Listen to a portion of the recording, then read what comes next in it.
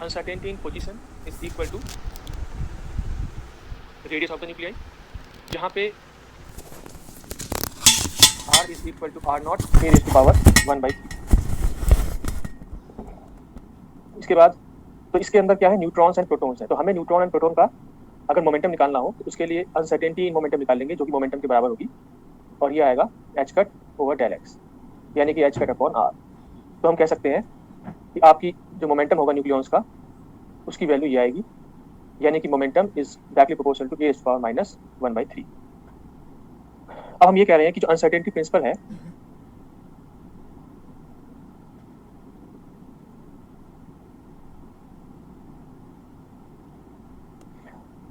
Do not depend upon whether particle is relativistic or non-relativistic।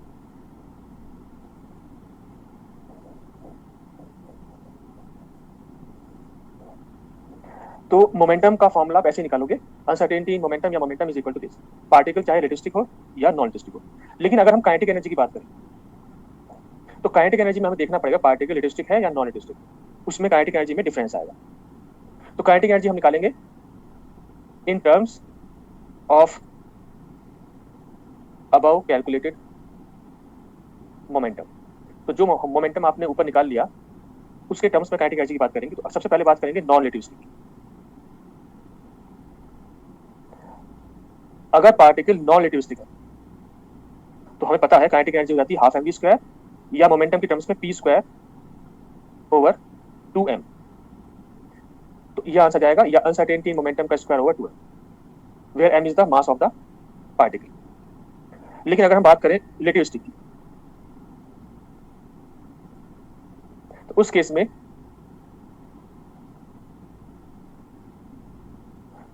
आप लोग किसी request है कि जो वीडियो है वो आप ऑफ कर सकते हैं, कि हो सकता है वो पॉपअप हो रही है और जो है डिस्टर्ब हो रहा हो और को, है ना।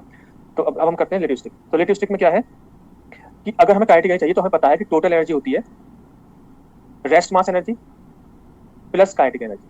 तो आप यहाँ से काइनेटिक एनर्जी निकाल सकते हो, kinetic energy is equal to total energy minus rest mass energy. और total energy in terms of momentum जो आपने ऊपर निकाला उसके टर्म्स में आएगी P square C square plus M nought square C raise to power 4। तो आप टोटल एनर्जी निकालने के बाद इसमें से रेस्ट मास एनर्जी सब्ट्रैक्ट कर दो, तो आपका आंसर जाएगा काइनेटिक एनर्जी का ये माइनस रेस्ट मास एनर्जी। तो इस तरह से आप काइनेटिक एनर्जी रिलेटिविस्टिक पार्टिकल की निकाल सकते हो। अब क्वेश्चन ये है कि आप किस पार्टिकल के लिए रिलेटिविस्टिक यूज करोगे, किसके लिए नॉन रिलेटिविस्टिक। तो क्योंकि आपके न्यूमेरिकल में या क्वेश्चन में जो अनसर्टेनिटी प्रिंसिपल क्वेश्चन होते हैं उसमें ही बताते नहीं है कि पार्टिकल की एनर्जी कितनी है या पार्टिकल की वेलोसिटी कितनी है, तो फिर हमें आइडिया नहीं होता कि हम जो है रिलेटिविस्टिक या नॉन रिलेटिविस्टिक यूज करें। तो उसके लिए एक्सपेरिमेंटली ये देखा गया, कैलकुलेटेड ये देखा गया कि जो न्यूट्रॉन और प्रोटॉन है यानी कि जो न्यूक्लियॉन्स है, उनके लिए तो आप यूज करोगे हमेशा नॉन रिलेटिविस्टिक यानी कि नॉन, यानी कि हाफ एम वी स्क्वायर, और जो बीटा पार्टिकल है इलेक्ट्रॉन है उसके लिए आप यूज करोगे रिलेटिविस्टिक। तो ये बात हम आगे लिखेंगे। तो फिलहाल के लिए हम नेक्स्ट स्लाइड पे चल रहे हैं, ये आपने शायद लिख लिया होगा।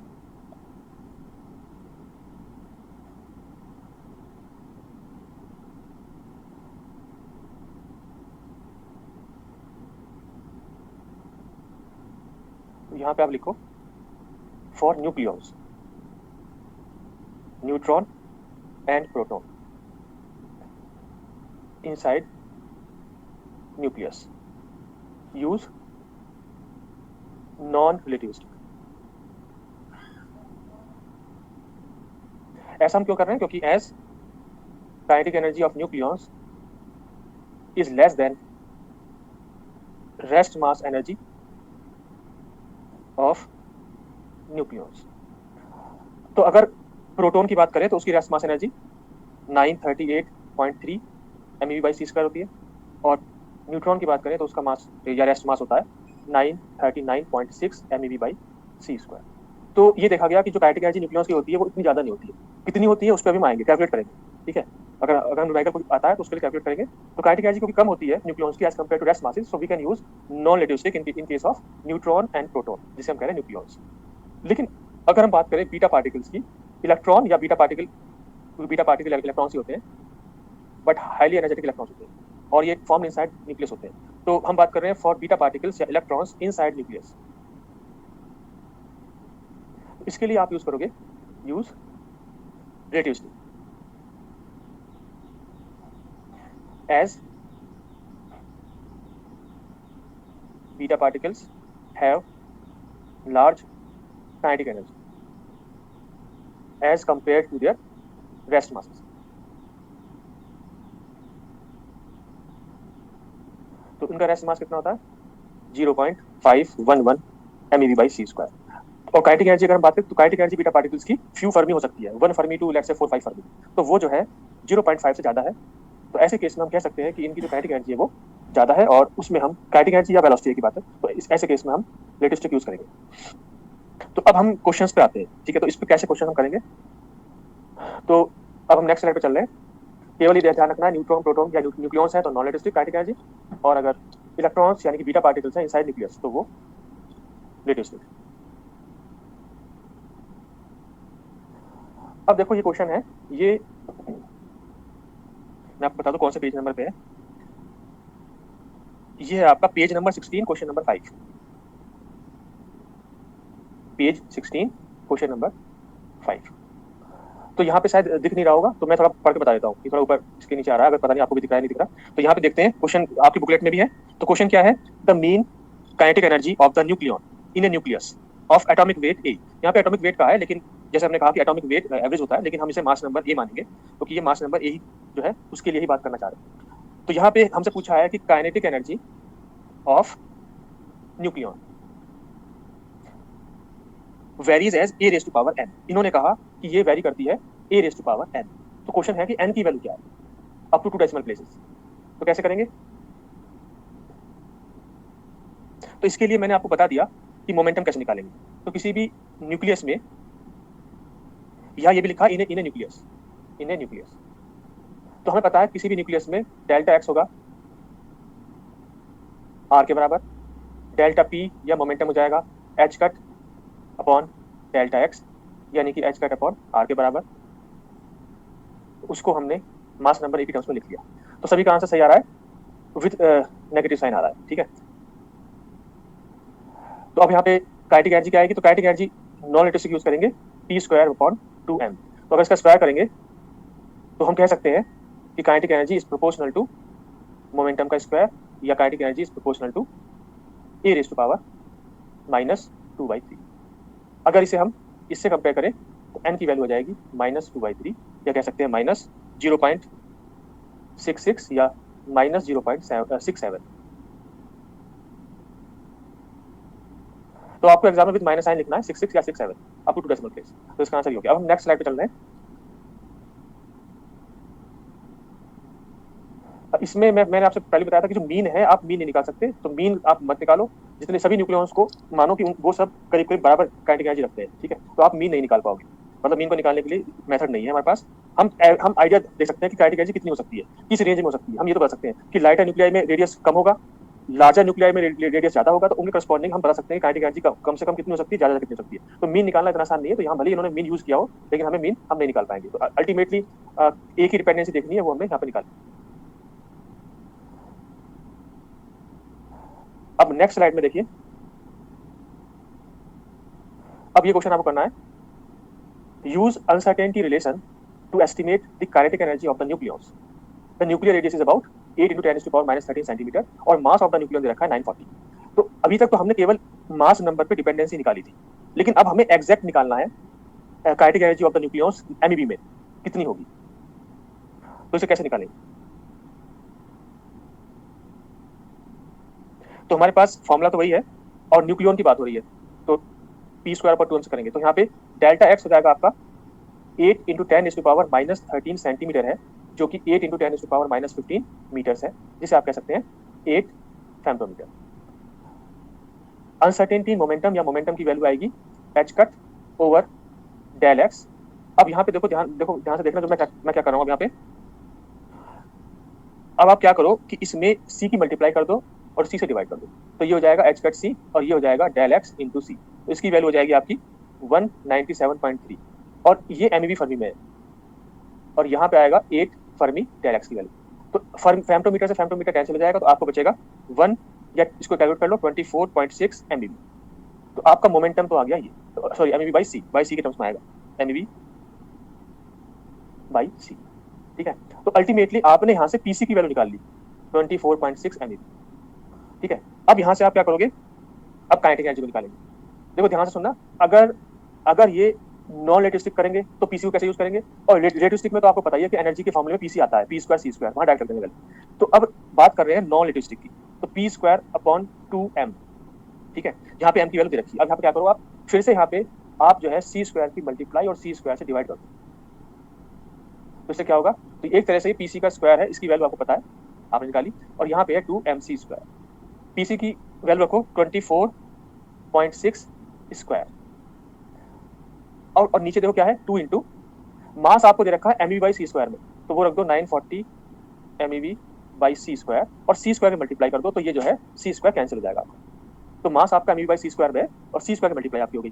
तो ये जो आंसर आएगा, ऊपर आंसर है एमईवी का स्क्वायर, तो स्क्वायर है, और नीचे आंसर है एमईवी में। तो अल्टीमेटली जो टोटल आंसर है वो एमईवी में आ जाएगा। तो कितना आ गया, तो ये आएगा आपका 0.32 एमईवी,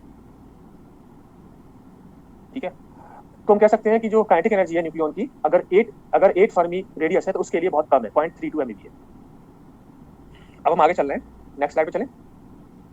तो यहाँ पे आप ट्रेडिशनल मेथड से कर सकते हो, आपको जरूरी नहीं है कि सी स्क्वायर से ऊपर नीचे मल्टीप्लाई करनी है, लेकिन यहाँ पे हम पीसी की वैल्यू निकाल कर सकते हैं, ठीक है, या जैसे भी आप निकालना चाहो इस तरह से आसान से आ जाएगा। ये केस नॉन रिलेटिविस्टिक है, क्योंकि यहाँ पे न्यूक्लियॉन की बात हो रही है, नॉन रिलेटिविस्टिक फॉर न्यूक्लियॉन, इसीलिए हमने P square upon 2m use किया है। लेकिन मैंने कहा कि अगर रिलेटिविस्टिक भी होता केस, तो भी आप पहले पीसी निकाल लोगे, तो वहां भी आप पीसी का यूज कर सकते हो। देखो सी अपॉन सी इसलिए किया है कि जो हमने वैल्यू याद कर रखी है एच कट सी की, उसे यूज कर लें। अगर आपको वो यूज नहीं करनी है तो आप एच की वैल्यू जो आपको पता है 6.63 10⁻34 जूल सेकंड, आप वो भी यूज कर सकते हो, और बाद में उसे एमईवी में कन्वर्ट कर लो, ठीक है। अब हम आगे चल रहे हैं।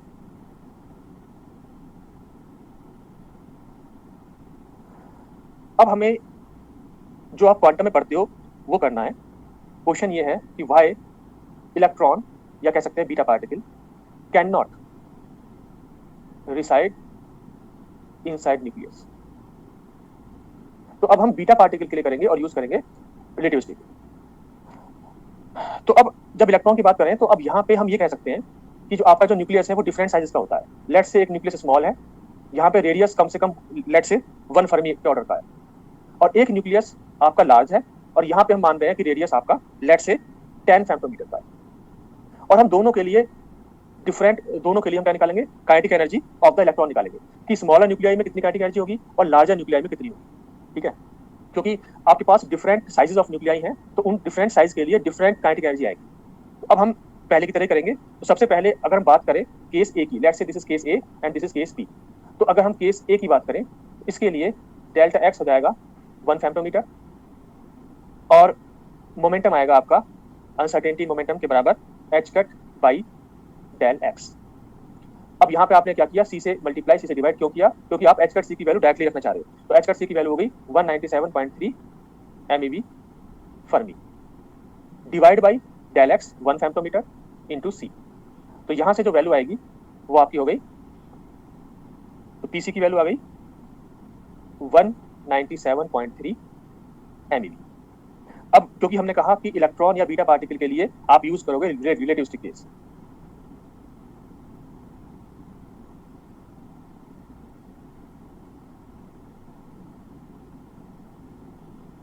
तो यहाँ पे अगर आपने टोटल एनर्जी निकाली तो ये आएगा p square C square plus M nought square C raise to power 4। अब आप यहाँ पे वैल्यूज रख दो, तो ये तो आएगा 197.3 इसका square plus rest mass energy का स्क्वायर 0.511, ये आपको पता है एमईवी बाई सी स्क्वायर होता है, उसका स्क्वायर। इसको आप कैलकुलेट करोगे तो आपकी वैल्यू आएगी 197.56 एमईवी। तो यहाँ से काइनेटिक एनर्जी क्या हो गई, total energy minus rest mass energy of electron, तो ये वैल्यू आएगी 197.56 माइनस 0.511, ये वैल्यू आ गई 197.05 एमईवी। तो अभी हमने 1 फेम्टोमीटर के corresponding kinetic energy of the beta particle या इलेक्ट्रॉन इनसाइड न्यूक्लियस निकाला। अब हम यही बात अगर लार्जर न्यूक्लियाई है और मान लो उसका रेडियस 10 फेम्टोमीटर है, तो उसके लिए क्या आंसर आएगा। तो यहाँ पे आपका डेल्टा एक्स हो गया केस बी के लिए 10 फेम्टोमीटर। यहाँ से अगर आप मोमेंटम निकालोगे तो आ गया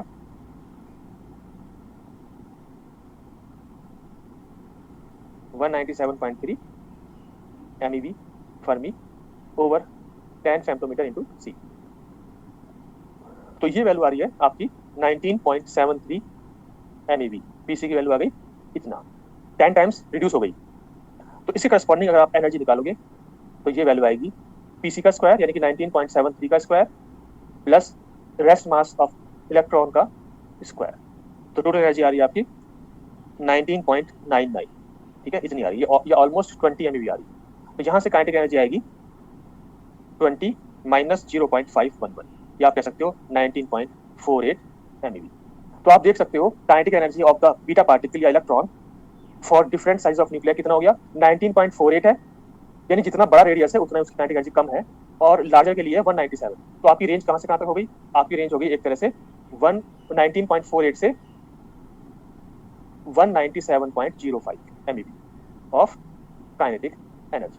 तो कहने का मतलब यह है कि अगर इलेक्ट्रॉन को न्यूक्लियस के इनसाइड रिसाइड करना है, अगर इलेक्ट्रॉन को न्यूक्लियस के इनसाइड रिसाइड करना है तो उसकी काइनेटिक एनर्जी इस रेंज में होनी चाहिए। For different size of nuclei kinetic energy of the electron should be from 19.48 to 197.05।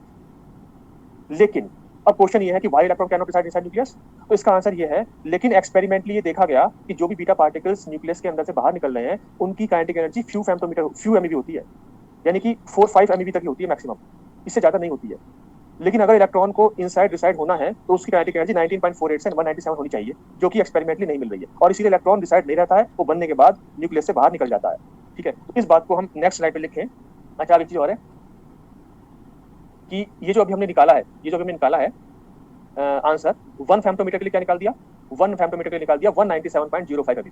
ठीक है, और 10 फेम्टोमीटर के लिए 19.48। तो आपकी बुकलेट में क्वेश्चन है, पहले इसे देखो, उसके बाद हम रीजन लिखते हैं why electron can not reside inside nucleus. तो हमने इस वाले क्वेश्चन का आंसर निकाल दिया। क्वेश्चन ये कौन से पेज पे है, ये है आपका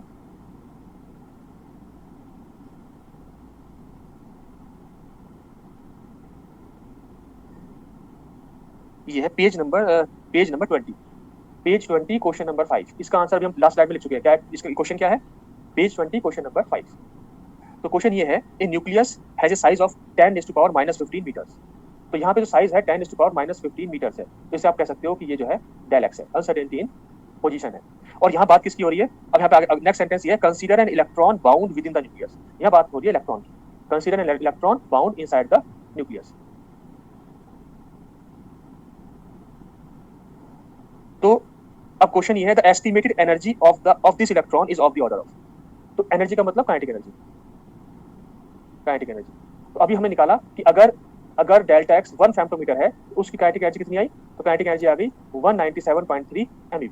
ये अभी हमने निकाला। ठीक है, लास्ट स्लाइड में देखो, बल्कि 197.3 नहीं आई, 197.05 इतनी आई, 197.05 निकाल दिया। तो इससे कितना आंसर आ जाएगा, यहाँ पे आप क्या कह सकते हो, किस ऑर्डर का आया। तो आप कह सकते हो कि this is equal to 1.97 into 10⁻²2 MeV। तो आपका आंसर जो है बी आ जाएगा। ठीक है, तो उसका आंसर क्या हो गया कि why electron can not reside inside nucleus. तो हम कह सकते हैं experimentally it is observed that kinetic energy of the beta particles emitted from radioactive nuclei has kinetic energy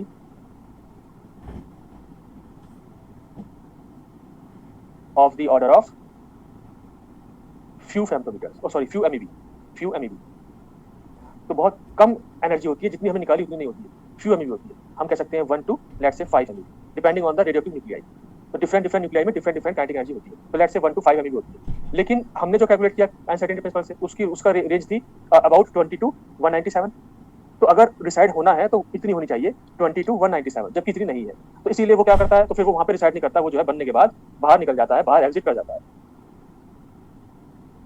ठीक है, इसमें जो है, अब आप कह रहे हो कि अगर आप न्यूक्लियस का रेडियस 20 फेम्टोमीटर ले लो, तो एक्चुअली क्या है कि न्यूक्लियस के रेडियस की जो साइज है वो भी, उसकी भी लिमिट है कि आप मास नंबर मैक्सिमम कितना ले सकते हो। तो उसमें मास नंबर अगर आप मैक्सिमम लोगे, मान लो यूरेनियम जो है 238 ले लो, ठीक है, तो उसके आसपास, तो उससे देखोगे तो आपका 20 फर्मी इतना लार्ज न्यूक्लियाई नहीं आएगा। तो एक्सपेरिमेंटली ये देखा गया, ठीक है, but for electron to reside inside nucleus the kinetic energy should be from about 19 to 197 MeV, ठीक है, which is not observed.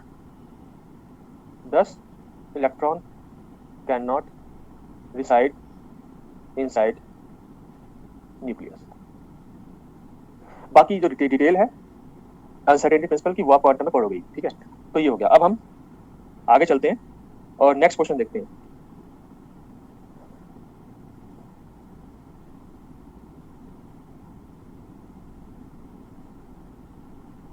तो नेक्स्ट क्वेश्चन आपका ये है, ये है आपका पेज नंबर, मैं भी बता रहा हूँ, page number 16, page 16 question number 4। Back slide ये है, जिसने नहीं लिखा हो, और जिन्होंने कर लिया है वो देखें पेज नंबर 16 क्वेश्चन नंबर 4।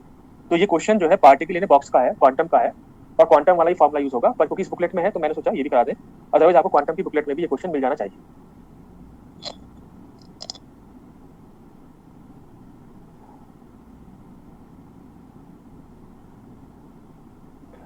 तो अब इस क्वेश्चन को देखो, इसमें तो क्या दे रखा है,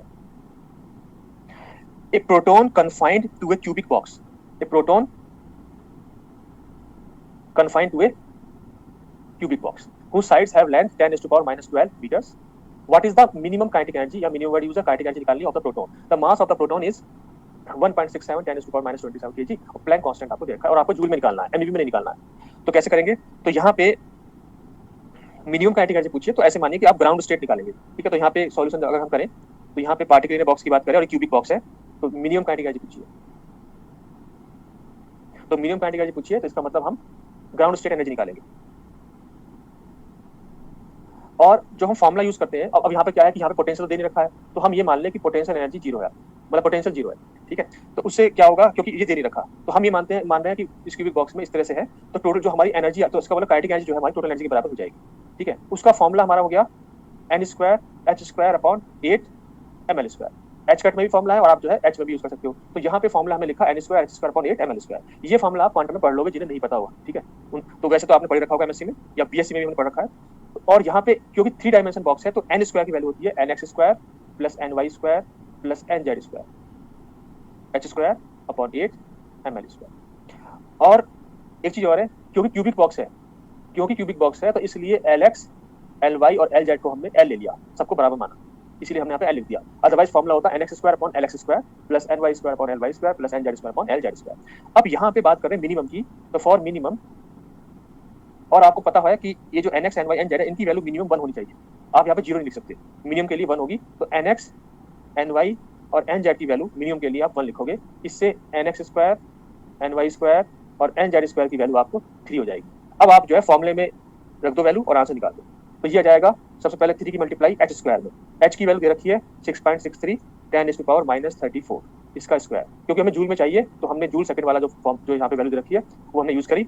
उसके बाद 8 मास की वैल्यू दे रखी है 1.67 10 to the power minus 27 into l², l की वैल्यू है 10 to the power minus 12।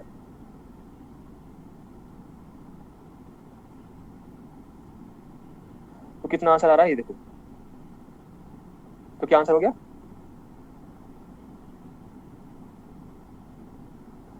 देखिए यहाँ पे पोटेंशियल नहीं दिया, तो हमने पोटेंशियल को 0 माना इनसाइड द बॉक्स, और उससे हमने काइनेटिक एनर्जी को एनर्जी के बराबर लिखा। अदरवाइज यहाँ पे हमसे अगर काइनेटिक एनर्जी पूछिए तो हम डायरेक्टली काइनेटिक एनर्जी निकाल के टोटल एनर्जी निकालते हैं, तो हमने वो किया, इसीलिए काइनेटिक एनर्जी के बराबर कहा। तो इससे आंसर आ गया 9.87 10 to the power minus 17 joule, इससे सी आंसर हो गया।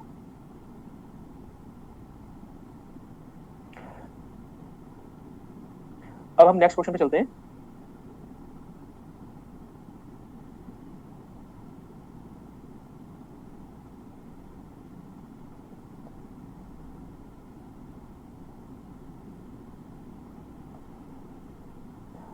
नेक्स्ट क्वेश्चन है आपका पेज नंबर 17 क्वेश्चन नंबर 1 का बी पार्ट। हमने ए पार्ट कर लिया था, अब हमें बी पार्ट करना है। तो बी पार्ट, ए पार्ट हम कर चुके हैं शायद फर्स्ट क्लास में या सेकंड क्लास में किया था, ठीक है। अब ये जो है बी पार्ट में क्या है, हमसे पूछा है root mean square energy, root mean square energy of a nucleon in a nucleus of atomic number A. अब यहाँ पे फिर से गलत कह रहा है, एटॉमिक नंबर नहीं है, ये होना चाहिए मास नंबर। एटॉमिक नंबर तो जेड होता है, एटॉमिक नंबर की जगह मास नंबर होना चाहिए, mass number A in its ground state varies as. और एनर्जी का मतलब यहाँ पे है काइनेटिक एनर्जी।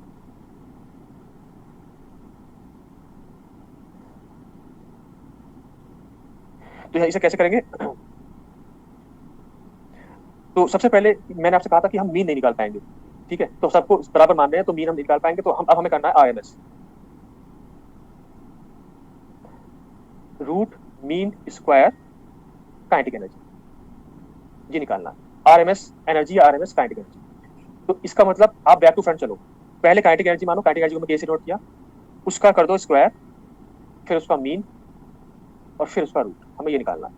हमें पता है कि काइनेटिक एनर्जी जो होती है वो p स्क्वायर बाई 2m होती है, और p जो होता है वो proportional to a raise to power -1/3 होता है, जिससे काइनेटिक एनर्जी आती है proportional to a raise to power -2/3। तो इसका मतलब k स्क्वायर प्रोपोर्शनल हो गया, k square is proportional to a raise to power -2/3 का स्क्वायर। अब हमें मीन करना है, तो अगर हम मीन करेंगे इसका, तो मैंने कहा कि आप मीन निकाल नहीं पाओगे, तो अगर सबको बराबर मानो तो इसको ऐसे रहने देंगे हम, तो यानी कि ये हो जाएगा a रेज़ टू पावर -2/3 के स्क्वायर के प्रोपोर्शनल, ठीक है। कोई मीन निकालने का कोई मेथड नहीं है यहाँ पे। हम ये कह सकते हैं कि मिनिमम कितना हो सकता है, मैक्सिमम कितना हो सकती है, वो भी डिपेंड करता है रेडियस पे। लेकिन अगर सेम रेडियस हो, सेम बात, अगर सेम ही न्यूक्लियाई हो, आप रेडियस चेंज नहीं कर रहे हो, आप न्यूक्लियाई चेंज नहीं कर रहे हो, एक ही न्यूक्लियाई की बात कर रहे हो, तो हम कहेंगे कि सभी का ऑलमोस्ट बराबर है। तो उसका मीन हम नहीं कर पाए, हमने कहा कि वो मीन उतना ही होगा हर एक का, तो उतना ही हो गया जितना एक का है। अब उसका हमें रूट करना है, तो अगर हमने रूट कर दिया तो इसका जो आंसर है उसका अंडर रूट हो जाएगा, तो ये प्रोपोर्शन हो जाएगा a रेज़ टू पावर -2/3 के, तो ये आंसर डी हो जाएगा। वैसे मैंने ये बहुत बुक्स में देखा, बहुत इसमें देखा, किसी भी बुक में ये रूट मीन स्क्वायर इस तरह से एक ही डिपेंडेंसी पे नहीं लिखा हुआ है, कहीं मिला, ठीक है। तो इसकी अप्रोच ये है कि हम जो इस तरह से करेंगे, इसका आंसर डी होगा।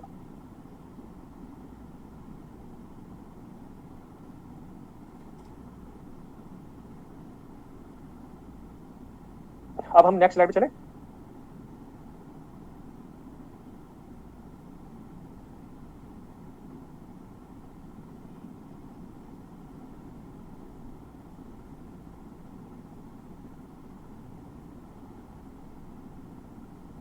अब हमें करना है पेज नंबर 20 क्वेश्चन नंबर 1। तो पेज नंबर 20 जो क्वेश्चन नंबर 1 है वो भी पार्टिकल इन बॉक्स का है, तो ये मैं आपके लिए होमवर्क छोड़ता हूँ, इसे आप खुद करके देखना। यहाँ भी अब की बार यहाँ पे न्यूट्रॉन की बात हो रही है, न्यूट्रॉन का मास गिवन है। एक इसमें इसमें इसमें जो है एक करेक्शन है, ये कर लेना, 1.6 दे रखा है, 1.67 कर लो, तो इससे भी फर्क हो जाएगा आंसर में। 6-7 करो तो आंसर आएगा, नहीं तो अदरवाइज एग्जैक्ट आंसर नहीं आ पा रहा है, इसे जो है 7 वो लगा लेना। तो मास अगर न्यूट्रॉन का इतना लिया, इतना किया आपने, और यहाँ पे जो एच कट की वैल्यू है वो आपको 10⁻⁻34 जूल सेकंड लिखनी है, और यहाँ पे 1 MeV की वैल्यू आपको 10⁻13 जूल लिखनी है, ठीक है, ये आपको यूज करना है। क्वेश्चन क्या है? A neutron of mass Mn is moving inside a nucleus. Assume that the nucleus to be cubical box of size 10⁻14 meters. तो आपको जो लेंथ दे दी वो क्यूबिक बॉक्स की 10⁻14 मीटर दे दी, तो ये भी दे दिया विद impenetrable walls। तो यानी कि आपके जो न्यूट्रॉन है वो यहाँ से बाहर नहीं निकल पाएगा। और अब क्वेश्चन है an estimate of the energy in MeV, तो आपको एनर्जी यानी kinetic energy of the neutron निकालना है, तो इसे वैसे ही करेंगे। अब इस क्वेश्चन में एक प्रॉब्लम और है, इन्होंने मिनिमम नहीं वर्ड यूज किया, पर अगर मिनिमम नहीं किया तो फिर हम कौन सी एनर्जी निकालें? तो फिर यहाँ पे ध्यान रखना, आप मिनिमम ही निकालो, क्योंकि हमें कुछ दे नहीं रखा कि हम कौन सी एनर्जी निकाले, ग्राउंड स्टेट निकाले, एक्साइड स्टेट निकाले, तो हम यहाँ पे मिनिमम ही निकालेंगे, ठीक है। क्वेश्चन यहाँ पे मैंने लिखा नहीं है, वो आपकी बुकलेट में page number 20 question number 1, page number 20 question number 1, उसमें देखो आप। तो इसमें फिर से हमें वही करना है कि हम मिनिमम निकालें, मिनिमम यहाँ पूछा नहीं है, और उसके लिए फिर से फॉर्मूला वही यूज करेंगे जो अभी हमने किया, kinetic energy is equal to energy अगर हम v को 0 माने, ठीक है, तो ये हो जाएगा nx square ny square nz square, वो वैसे करना है आपको। और यहाँ पे देखो, अब यहाँ पे क्या है कि हमें एनर्जी का फॉर्मूला तो ये पता है, n square h square upon 8 ml square, लेकिन आपको क्योंकि h कट की वैल्यू दे रखी है, आपको h कट की वैल्यू दे रखी है, तो इस फॉर्मूले को h कट में चेंज कर लो, तो फॉर्मूला हो जाएगा आपका n square h cut square pi square upon 2 ml square. तो हमने इसे इसमें चेंज कर दिया, तो आप जो है इसका यूज करके, चलो ये हमने कर ही दिया, अदरवाइज मैं सोचा होमवर्क भी दे दूँ आपको। तो कितना आंसर हुआ आपका? अब मीडियम के लिए क्या करोगे? मीडियम के लिए फिर से आप जो है nx ny nz को 1 कर लोगे, तो इसका आंसर हो गया 3 इंटू एच कट की वैल्यू 10⁻34 इसका स्क्वायर पाई का स्क्वायर अपॉन 2, मास को हमने कहा कि 1.6 की जगह 1.67 यूज करो, 10⁻⁻27, एल की वैल्यू है 10⁻⁻14 इसका स्क्वायर। तो ये वैल्यू आपकी कितनी आ गई?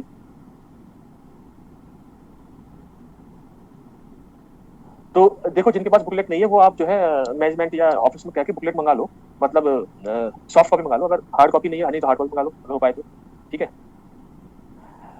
तो यहाँ पे जो है आंसर क्या आएगा इसी। अच्छा हाँ, एक चीज और, यहाँ पे ऑप्शंस ऑप्शंस जिनके पास बुकलेट नहीं है उनके लिए ऑप्शन यहाँ पे हमारे पास है 80 MeV, 80 है, उसके बाद 1/8 है, 8 MeV है, और साथ में 1/80 MeV है।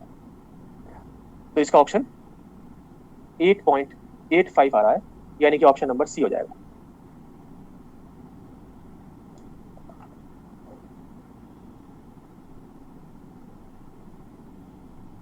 ठीक है, तो हम नेक्स्ट स्लाइड पे चलें।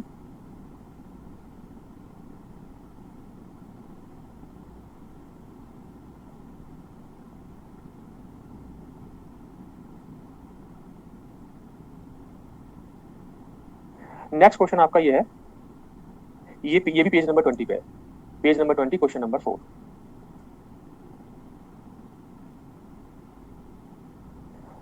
यहाँ पे दे रखा है, if Me, Mp and Mh are the rest masses of electron, proton and hydrogen atom in the ground state, जिसकी एनर्जी -13.6 इलेक्ट्रॉन वोल्ट होती है, ये आपको पता है। तो which of the following is exactly true? तो यहाँ पे क्या है कि हमारे पास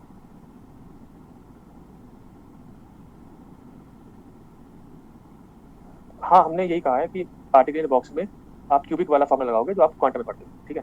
तो इस वाले क्वेश्चन में क्या है, आपके पास एक एटम है और वो भी किसका, हाइड्रोजन एटम। तो हाइड्रोजन एटम में एक तो होता है प्रोटॉन,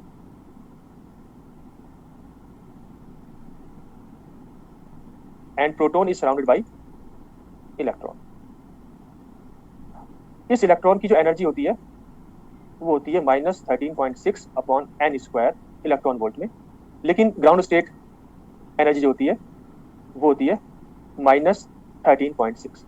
अगर आपको प्रोटॉन को आयनाइज करना है, या सॉरी इलेक्ट्रॉन को, अगर आपको इलेक्ट्रॉन को आयनाइज करना है, या ये कह ले कि प्रोटॉन इलेक्ट्रॉन को अलग अलग करना है, तो आपको बाहर से एनर्जी देनी पड़ेगी। तो यहाँ पे n=1 की एनर्जी -13.6 है, इसको आपको फुल्ली अगर आयनाइज करना है तो n=इनफाइनाइट पहुंचाना है, तो आपको बाहर से कितनी एनर्जी देनी पड़ेगी? तो बाहर से इतनी देनी पड़ेगी कि आपका जो -13.6 है वो जो एनर्जी है वो यहाँ पे 0 हो जाए। यानी कि जो बाहर से जो एनर्जी दी आपने उसे हम कहेंगे यहाँ पे आयनाइजेशन एनर्जी, या एक तरह से कह लो बाइंडिंग एनर्जी। तो जो आपने बाइंडिंग एनर्जी दी है वो कितनी हो जाएगी? तो वो हो जाएगी प्लस की 13.6। जितना इसकी एनर्जी थी उतनी आपने प्लस में दी, तभी तो वो 0 हो गई। तो ये जो आपने बाहर से एनर्जी दी है वो प्लस की 13.6 होगी, जो कि इस इलेक्ट्रॉन की बाइंडिंग एनर्जी हो जाएगी। जब आप बाइंडिंग एनर्जी को देते हो किसी भी सिस्टम में, तो बाइंडिंग एनर्जी क्या कर देती है, वो उसके उस सिस्टम के पार्टिकल्स को अलग अलग कर देती है। तो प्रोटॉन को अलग कर दिया और इलेक्ट्रॉन को अलग कर दिया। यहाँ पे भी बाइंडिंग एनर्जी कंसेप्ट लगेगा। यहाँ पे क्या होगा, binding energy of the electron is equal to, अब आपने जब सिस्टम आपका स्टेबल था उस सिस्टम को आपने अनस्टेबल कर दिया, तो आपने यहाँ पे भी एक्स्ट्रा एनर्जी देके मास बढ़ा दिया। तो यहाँ पे भी हम ये कह रहे हैं कि जो आपके सेपरेट मासेस हैं प्रोटॉन के और इलेक्ट्रॉन के, वो दोनों separate masses combined mass of the hydrogen atom से ज्यादा होगा, जिसे हम कह रहे हैं मास डिफेक्ट। उसमें अगर आपने c² की मल्टीप्लाई कर दी तो उसे हमने कह दिया binding energy of the electron. तो यहाँ से अगर आप निकालो तो बाइंडिंग एनर्जी की वैल्यू है प्लस की 13.6, और ये फॉर्मूला हो गया Mp + Me - Mh × c²। तो इससे कौन सा ऑप्शन हो गया आपका, Mh की वैल्यू क्या गई? तो Mh is equal to Mp + Me - 13.6 electron volt by c²। ये आंसर होगा ऑप्शन नंबर बी। तो अब हम नेक्स्ट स्लाइड पे चलते हैं।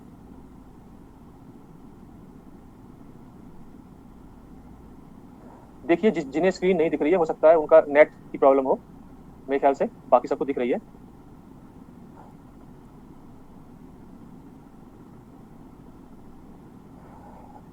तो यहाँ पे देखो, इसे रिपीट देखिए, ये सब बातें तो आप इसमें जो हमने कहा है कि बाइंडिंग एनर्जी जो है वो उसी का कंसेप्ट है, भले यहाँ पे आयनाइजेशन एनर्जी हो, पर इसको हम बाइंडिंग एनर्जी भी कह सकते हैं कि जितनी एनर्जी दी है प्रोटॉन इलेक्ट्रॉन को अलग अलग करने के लिए, वो कितनी देनी पड़ी? तो 0 करने के लिए आपने कितनी एनर्जी दी?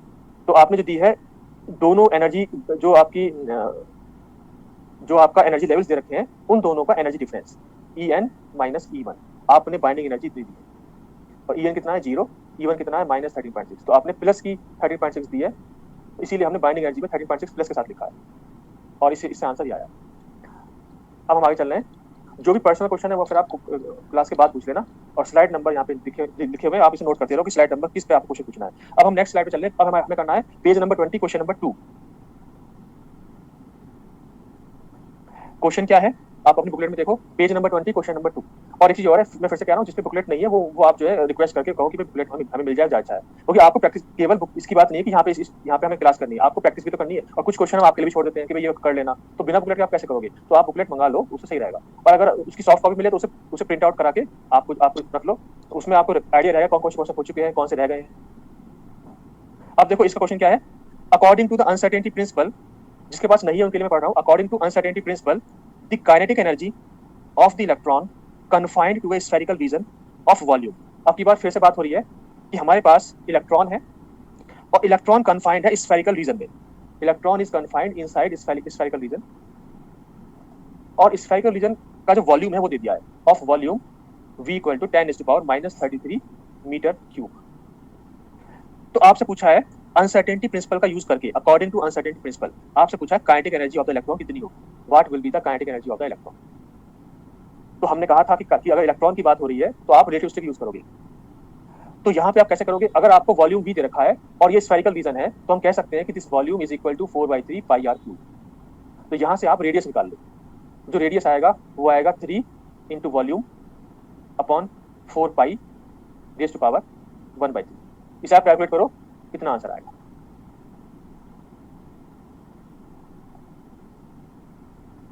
और इसको हम कह देंगे अनसर्टेनिटी इन पोजीशन। तो ये वैल्यू आ रही है 0.6204555357 10⁻11 इन मीटर्स। तो मीटर में इतनी वैल्यू आ रही है।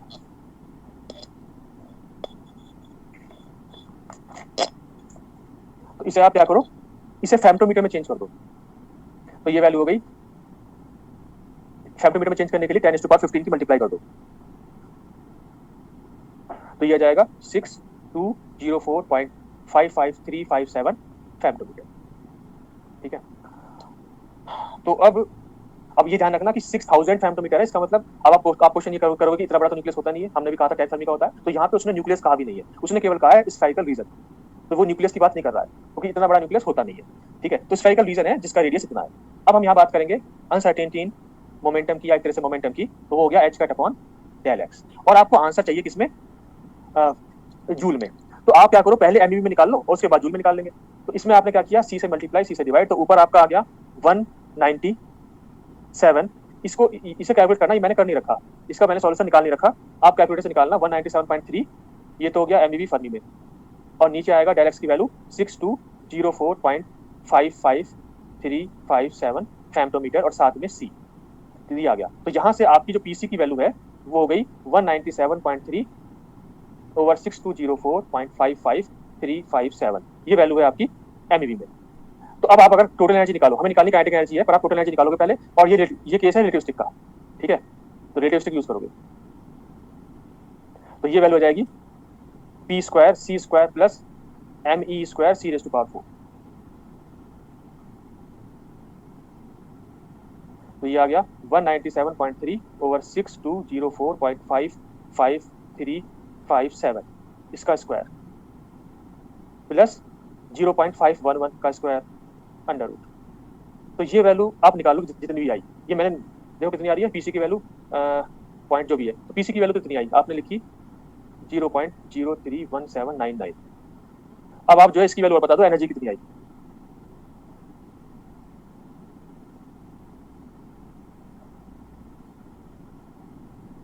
.511।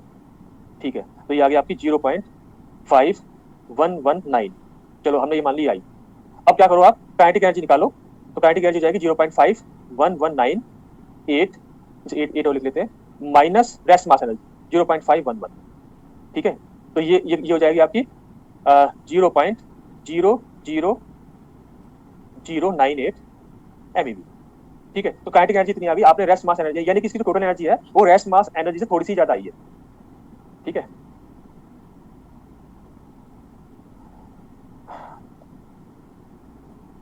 हमने सी को छोड़ा नहीं है, सी की मल्टीप्लाई कर दी है पी में, तो पीसी हो गया है वो, सी को छोड़ा नहीं है।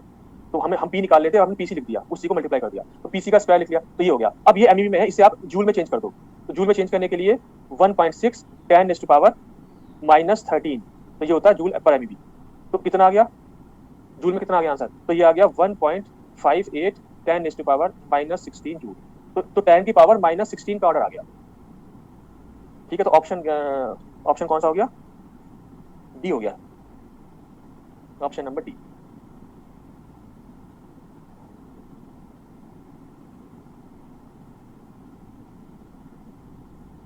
ठीक है, तो हम आगे चलें।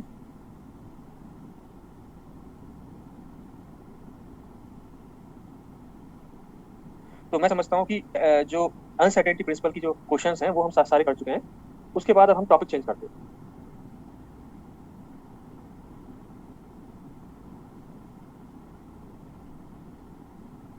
हमने एमईवी को चेंज किया है जूल में, तो यहाँ से आ रहा है। ठीक है,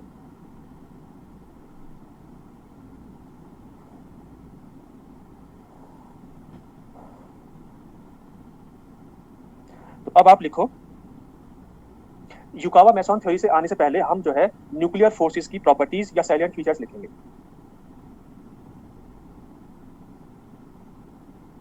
इसमें आपने पूछा कि नॉन रिलेटिविस्टिक अगर हम यूज करें फॉर्मूले में तो कितना डिफरेंस आएगा।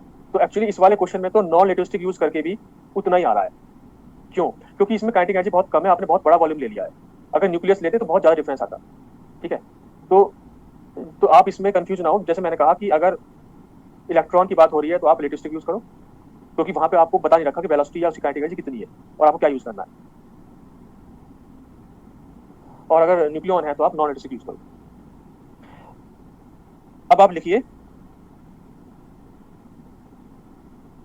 सैलिएंट फीचर्स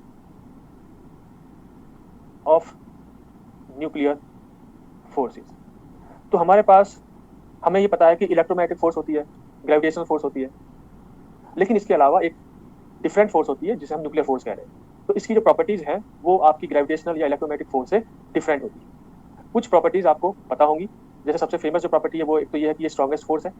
दूसरी प्रॉपर्टी आपको पता है कि ये शॉर्ट रेंज फोर्स है। इसके अलावा आपको पता होगा कि ये चार्ज इंडिपेंडेंट है। इस तरह से जो प्रॉपर्टीज हैं वो हम लिखेंगे।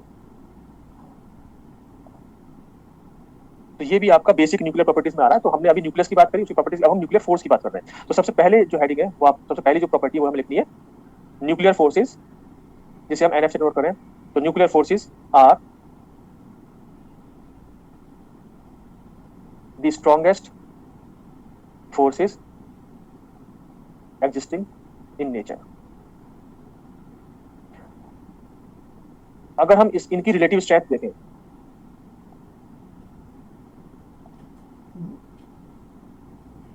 कि अगर हम ये कहें कि जो न्यूक्लियर स्ट्रॉन्ग फोर्स है उसकी स्ट्रेंथ मान लो 1 है इन सम यूनिट्स, तो उसके रेस्पेक्ट में और फोर्सेस की स्ट्रेंथ कितनी होगी? तो अगर न्यूक्लियर स्ट्रॉन्ग की स्ट्रेंथ 1 है तो न्यूक्लियर वीक की स्ट्रेंथ क्या होगी? तो एक वीक इंट्रैक्शन भी होता है न्यूक्लियर फोर्स में, एक स्ट्रॉन्ग इंट्रैक्शन होता है, और ये इनकी प्रॉपर्टीज हम लास्ट में पढ़ेंगे एलिमेंट्री पार्टिकल्स में, इनमें क्या क्या डिफरेंस है। तो वीक न्यूक्लियर फोर्स होती है, एक स्ट्रॉन्ग न्यूक्लियर फोर्स होती है। उसमें कंजर्वेशन लॉस से हम बता सकते हैं कौन सा इंट्रैक्शन वीक है कौन सा स्ट्रॉन्ग है। तो जो न्यूक्लियर वीक फोर्स है वो स्ट्रॉन्ग न्यूक्लियर फोर्स के मुकाबले 10⁻⁻13 के ऑर्डर की है। उसके बाद अगर हम बात करें इलेक्ट्रोमैग्नेटिक फोर्स की, तो जो इलेक्ट्रोमैग्नेटिक फोर्स है वो स्ट्रॉन्ग न्यूक्लियर फोर्स के मुकाबले 100 टाइम्स वीक है, 10⁻⁻2 100 टाइम्स वीकर फोर्स है। और सबसे ज्यादा जो वीक फोर्स है वो है gravitational force. Gravitational force is the weakest force, जो 10⁻39 टाइम्स, हम कह सकते हैं कि nuclear force is 10⁻39 times stronger than gravitational force. और ये जो हमने ऑर्डर लिखा है ये डिफरेंट बुक्स में स्लाइटली डिफरेंट हो सकता है। ऐसा हो सकता है कि 10⁻39 की जगह 10⁻40 या 41 लिखा हो किसी बुक में, तो ये ऑर्डर अप्रोक्सीमेट है। तो इस तरह से हम कह सकते हैं कि न्यूक्लियर फोर्स स्ट्रॉन्गेस्ट फोर्स है। नंबर सेकंड जो प्रॉपर्टी है वो है nuclear force have short range. तो न्यूक्लियर फोर्स बहुत ज्यादा दूरी पे नहीं लगती है। अगर आपके न्यूक्लियॉन्स हैं इनसाइड न्यूक्लियस तो वो शॉर्ट रेंज है, वो अपने नेबर्स पे लगेगी। तो हम ये कह सकते हैं फ्यू फेम्टोमीटर, हम कह सकते हैं 2 to 3 फेम्टोमीटर। तो जो न्यूक्लियर फोर्स है वो बहुत कम दूरी पे लगती है। तो अगर आपके पास कोई न्यूक्लियस है, लार्ज न्यूक्लियस, और इसमें कोई न्यूक्लियॉन है, तो उसके जो नेबर्स हैं उनकी वजह से फोर्स लगेगी, जो दूर है उनकी वजह से नहीं लगेगी। अगर मान लो इसका रेडियस लेट से इस मान लो कोई न्यूक्लियस है, उसका रेडियस मान लो 10 फर्मी है, let's say the radius of the nucleus is 10 Fermi. तो अगर 10 फर्मी है तो 10 फर्मी पे फोर्स नहीं लग पाएगी, हमने कहा कि फ्यू फेम्टोमीटर पे लगती है, तो केवल नेबर्स ही लगाएंगे फोर्स, जो दूर जो आपके न्यूक्लियन है उनकी वजह से फोर्स नहीं लगेगी, ठीक है, अगर कोई लार्ज न्यूक्लियाई। तो ये हो गई शॉर्ट रेंज। ऐसा क्यों हो रहा है वो हम बताएंगे युकावा मैसन थ्योरी से, क्योंकि हर एक फोर्स का एक इंटरमीडिएट पार्टिकल होता है, वर्चुअल पार्टिकल होता है जो एक्सचेंज होता है। तो यहाँ पे जो एक्सचेंज पार्टिकल है उसका रेस्ट मास पे डिपेंड करेगा कि वो जो न्यूक्लियर फोर्स है उसकी रेंज कितनी है। किसी भी फोर्स की रेंज, किसी भी फोर्स की रेंज जो है वो एक्सचेंज पार्टिकल के रेस्ट मास पे डिपेंड करती है। नंबर थर्ड है, जबकि ग्रेविटेशनल फोर्स और इलेक्ट्रोमैग्नेटिक फोर्स की रेंज इनफाइनाइट होती है। ऐसा क्यों है उस पर आएंगे, तो युकावा मैसन थ्योरी इसके बाद जो करना है। नंबर थर्ड पॉइंट है, nuclear force are nuclear forces are spin dependent, यानी कि जो न्यूक्लियॉन्स हैं, जो न्यूट्रॉन प्रोटॉन है, उनकी स्पिन हाफ होती है, वो फर्मी पार्टिकल्स होते हैं, उनकी स्पिन के ओरिएंटेशन पे डिपेंड करती है फोर्स, ठीक है, उनकी स्पिन का ओरिएंटेशन कितना एंगल बना रहा है उस पर डिपेंड करती है। हालांकि न्यूक्लियर फोर्स का कोई फॉर्मूला नहीं है, लेकिन different type of potential use करके डिफरेंट फॉर्मुलेस के दिए गए। जिस तरह से ग्रेविटेशन फोर्स का और इलेक्ट्रोमैग्नेटिक फोर्स का फॉर्मूला है, न्यूक्लियर फोर्स का कोई एग्जैक्ट फॉर्मूला नहीं है, हीट एंड ट्रायल मेथड लगा के डिफरेंट पोटेंशियल को यूज करके डिफरेंट फोर्सेस दी गई। नंबर फोर्थ है, nuclear force, nuclear forces are attractive in nature, attractive in nature but with repulsive core। तो यहां पे हम क्या कहना चाह रहे हैं कि हाँ, स्पिन डिपेंडेंस से आप ये भी कह सकते हो कि नॉन सेंट्रल है, क्योंकि ये केवल आर पे ही नहीं डिपेंड कर रही है, ये स्पिन पे भी डिपेंड कर रही है और ये वेलोसिटी पे भी डिपेंड करती है, तो नॉन सेंट्रल पे हम आएंगे। तो अब नंबर फोर्थ है, nuclear force are attractive in nature but with repulsive core. इसका मतलब क्या है? इसका मतलब ये है कि जो न्यूक्लियर फोर्स है वो इन जनरल तो अट्रैक्टिव होती है, लेकिन अगर न्यूक्लियॉन्स बहुत पास आ गए, अगर न्यूट्रॉन प्रोटॉन बहुत पास आ जाए तो फिर रिपल्सन होगा। अब कितने पास, तो वो भी एग्जैक्ट नहीं है, हम कह सकते हैं, हम ये कह सकते हैं लेट्स से यहाँ पे एक न्यूक्लियॉन है और अगर ये फॉर एग्जाम्पल हम कह सकते हैं अप्रोक्सीमेटली 0.8 फर्मी, अगर डिस्टेंस 0.8 फर्मी से कम रह गई, इतने पास आ गई, तो फिर होगा रिपल्सन। तो यहाँ पे हम कह रहे हैं रिपल्सन। एक मिनट में मुझे स्लाइड चेंज करनी पड़ेगी, यहाँ पे जो है जगह कम है, तो हम नेक्स्ट स्लाइड पे चलते हैं।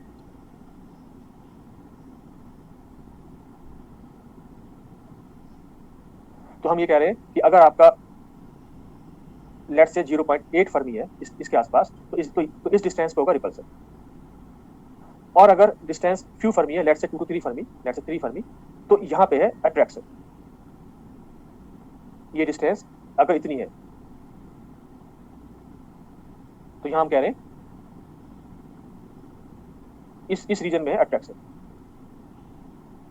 और अगर डिस्टेंस इससे ज्यादा है 3 फर्मी से, तो हमने क्या कहा, नो फोर्स। क्यों? क्योंकि हमने कहा कि nuclear force is short range, तो फिर आपकी फोर्स नहीं लगेगी। तो हम ये कहना चाह रहे हैं कि अगर न्यूक्लियाई बहुत पास पास आ जाए, न्यूक्लियन बहुत पास पास आ जाए, तो फिर रिपल्सन हो रहा है। इससे फायदा ये हो रहा है इससे कि हमारा जो न्यूक्लियाई वो टूटेगा नहीं, क्योंकि अगर किसी न्यूक्लियन के पास कोई न्यूक्लियन आएगा और क्योंकि बहुत स्ट्रॉन्ग फोर्स है, स्ट्रॉन्ग अट्रैक्टिव फोर्स है, तो फिर क्या होगा, उसमें बॉम्बार्ड हो सकता है, वो जो है बॉम्बार्ड हो जाएगा, उसमें जो कॉलिजन हो जाएगा। अगर बहुत स्ट्रॉन्ग अट्रैक्टिव फोर्स है और अगर बहुत पास आने पर रिपल्सन नहीं हो रहा है, तो फिर यहाँ पे कॉलिजन हो जाएगा सभी न्यूक्लियस के बीच में और आपका जो न्यूक्लियस है वो टूट सकता है और वो फिर स्टेबल रहेगा नहीं। लेकिन हमने देखा कि न्यूक्लियस इन जनरल स्टेबल होता है स्ट्रॉन्ग न्यूक्लियर फोर्स की वजह से। तो फिर हम ये कह रहे हैं कि जब बहुत पास आएंगे तो रिपल्सन होगा, तो वो बॉम्बार्ड नहीं हो पाएंगे, उसमें कॉलिजन नहीं होगा, ठीक है। तो ये हो गया आपका नंबर फोर्थ, कि nuclear force is in general attractive but with repulsive force.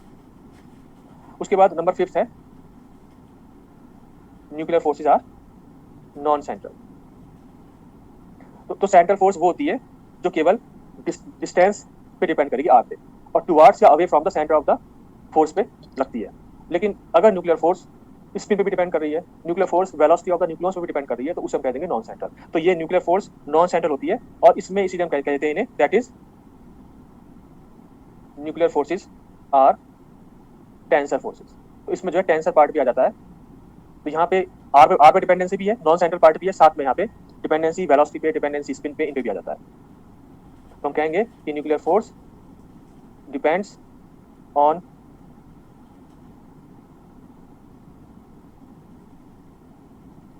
velocity of nucleons as well as orientation of spins of nucleon. उसके बाद नंबर 6 पॉइंट, नंबर 6 पॉइंट है nuclear forces are charge independent. Spin पे depend करती है पर charge से independent है, charge independent. तो इलेक्ट्रोमैग्नेटिक फोर्स चार्ज पे डिपेंड करती है, तो अगर प्रोटॉन प्रोटॉन है तो रिपल्सन हो रहा है इलेक्ट्रोमैग्नेटिक फोर्स में, लेकिन न्यूक्लियर फोर्स में ऐसा नहीं है, क्योंकि वो चार्ज पे डिपेंड नहीं करती है, तो प्रोटॉन प्रोटॉन पे न्यूक्लियर फोर्स की वजह से रिपल्सन नहीं होगा। तो हम ये कहना चाह रहे हैं कि जो फोर्स है वो आपकी न्यूट्रॉन न्यूट्रॉन पे या न्यूट्रॉन प्रोटॉन पे या प्रोटॉन प्रोटॉन पे बराबर फोर्स लग रही है, क्योंकि ये चार्ज पे डिपेंड नहीं करती। और इसलिए जो हमारा न्यूक्लियस है भले उसमें प्रोटॉन प्रोटॉन रिपल्सन हो रहा हो, पर उस कूलम रिपल्सन को स्ट्रॉन्ग न्यूक्लियर फोर्स कंपनसेट कर देती है, और इसलिए हमारा जो न्यूक्लिया है वो स्टेबल रहता है।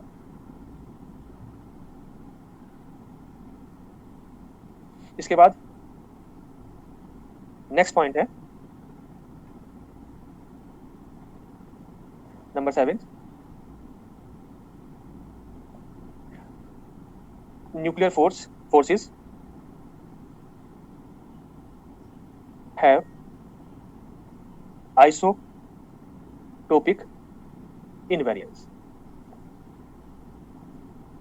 ठीक है, तो ये जो है आइसोटोपिक इनवेरिएंस का मतलब ये है रिलेटेड टू आइसोस्पिन। आइसोस्पिन एक प्रॉपर्टी है जो हम एलिमेंट्री पार्टिकल से पढ़ेंगे। जैसे स्पिन होती है, आइसोस्पिन अलग है। Isospin is not related to spin.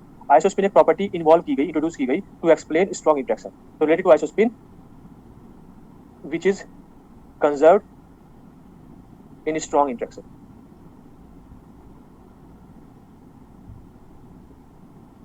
And is equal for neutron and proton. तो न्यूट्रॉन एंड प्रोटॉन दोनों की आइसोस्पिन सेम है।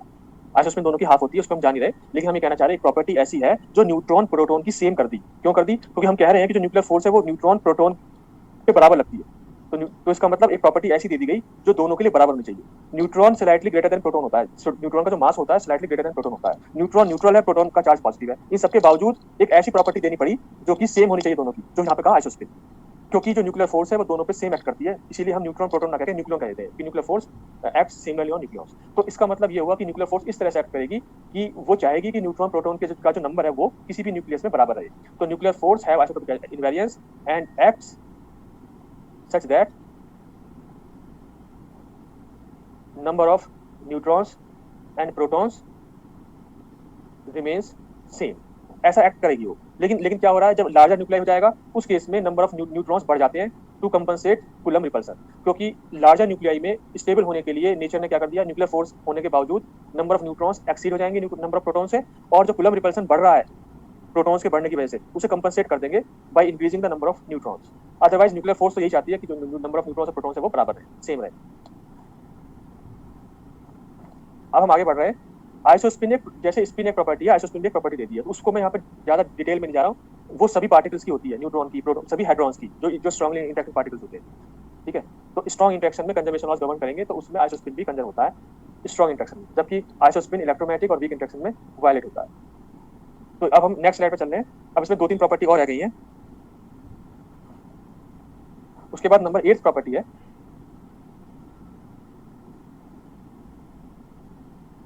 Nuclear forces are of exchange in nature.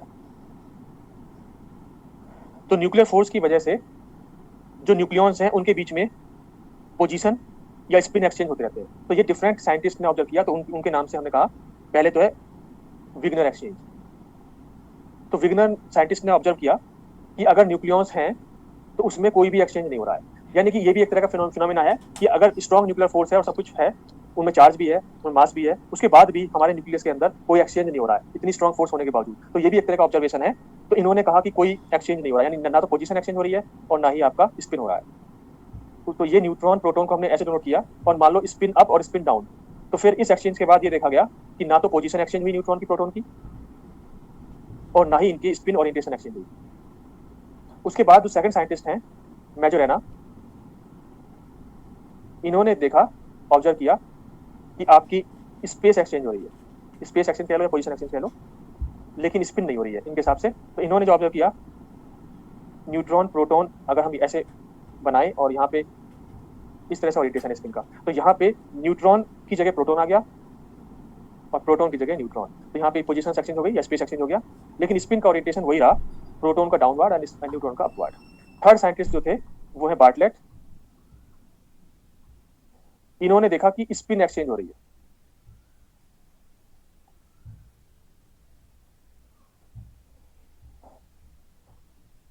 Position same है, तो न्यूट्रॉन और प्रोटॉन की पोजीशन सेम रही, but जो न्यूट्रॉन की स्पिन अप थी वो डाउन हो गई और जो प्रोटॉन की डाउन थी वो अप हो गई। और लास्टली है हेजनबर्ग। इन्होंने देखा कि दोनों साइमल्टेनियसली दोनों एक्सचेंज हो सकते हैं, स्पिन स्पेस एक्सचेंज।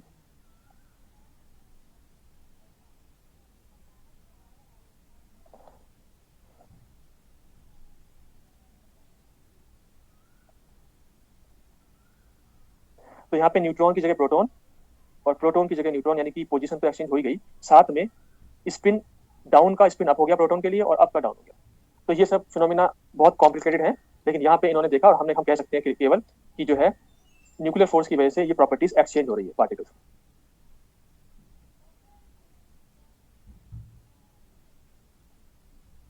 उसके बाद नेक्स्ट प्रॉपर्टी पे हम आ रहे हैं,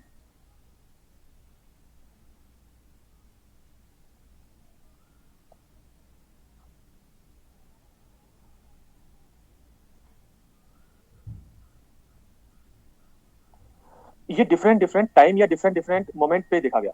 ये सभी एक्सचेंज हो रहे हैं, पर किसी पर्टिकुलर इंस्टेंट या किसी पर्टिकुलर टाइम पे ऐसा हो सकता है कुछ भी एक्सचेंज ना हो, ऐसा हो सकता है स्पेस एक्सचेंज हो, स्पिन एक्सचेंज हो, या स्पिन और स्पेस दोनों एक्सचेंज हो। उसके बाद नंबर नेक्स्ट है, हमने पर कहा था 8 यानी 9th, नंबर 9th है nuclear force possess property of saturation. यानी कि हम ये कह सकते हैं कि न्यूक्लियर फोर्स में सैचुरेशन है, और हम कह सकते हैं it is combined effect of short range, यानी कि इससे ज्यादा डिस्टेंस पे न्यूक्लियर फोर्स नहीं लगती है, सिर्फ शॉर्ट रेंज तक लगती है, तो ये एक तरह का सैचुरेशन है। Short range, repulsive core and exchange nature, इन सब का कंबाइंड इफेक्ट हम कह सकते हैं कि property of saturation, exchange nature. तो ये जो हमारी आपकी न्यूक्लियर फोर्स है वो केवल नेबर्स पे लग रही है, शॉर्ट रेंज है, और इसका जो एक्सपेरिमेंटल फैक्ट है सैचुरेशन का, ये हम कह सकते हैं कि बाइंडिंग एनर्जी पर न्यूक्लियन वो सभी न्यूक्लियस की ऑलमोस्ट कांस्टेंट है। तो ये एक तरह का सैचुरेशन है कि binding energy corresponding to one nucleon is almost constant for all the nuclei, almost 8 MeV। Number 10th है, जो न्यूक्लियर फोर्स है वो सभी पार्टिकल्स पे नहीं लगती है, ठीक है, तो न्यूक्लियर फोर्स केवल हाइड्रॉन्स पे लगती है। Nuclear force acts only upon hadrons. Hadrons हम एलिमेंट्री पार्टिकल्स डिटेल में पढ़ेंगे, हाइड्रॉन्स में कौन कौन से पार्टिकल्स हैं। हाइड्रॉन्स में है मेसॉन्स एंड बैरियॉन्स, और बैरियॉन्स को भी हम फर्दर क्लासिफाई कर सकते हैं इनटू न्यूक्लियॉन्स। न्यूक्लियॉन्स का मतलब न्यूट्रॉन एंड प्रोटॉन, एंड हाइपरॉन्स। तो ये क्लासिफिकेशन ऑफ एलिमेंट्री पार्टिकल्स में हम कह सकते हैं कि ये सब पार्टिकल्स होते हैं।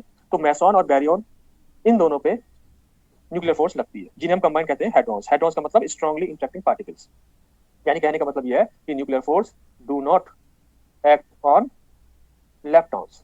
तो लेप्टॉन्स पे नहीं लगती है। लेप्टॉन्स में फॉर एग्जांपल इलेक्ट्रॉन, तो इलेक्ट्रॉन या बीटा पार्टिकल पे न्यूक्लियर फोर्स नहीं लगेगी, केवल हाइड्रॉन्स पे लगेगी। इसके बाद नेक्स्ट पॉइंट है, हर एक, अब यहाँ पे हम कह रहे हैं कि हर एक फोर्स के लिए एक एक्सचेंज या वर्चुअल पार्टिकल होता है। नहीं, ओनली नहीं है, ओनली नहीं, ऑन है, सही कह रहे हो आप, ऑन है। Nuclear force do not act on electrons. Next है, तो हमने कहा कि हर एक फोर्स के लिए एक वर्चुअल या एक्सचेंज पार्टिकल होता है। इसी तरह से न्यूक्लियर फोर्स के लिए nuclear force occurs by exchange of mesons. तो न्यूक्लियर फोर्स में जो पार्टिकल्स एक्सचेंज होते हैं उन्हें हम कहते हैं मेसॉन्स, और मेसॉन्स भी कई तरह के हो सकते हैं और सबके मास डिफरेंट होते हैं। For example pi Mason, sigma Mason, उसके बाद हम कह सकते हैं ओमेगा मैसॉन या ओमेगा मैसॉन, ये ओमेगा है, ये है सिग्मा, और उसके अलावा रो मैसॉन, रो का सिंबल ये है।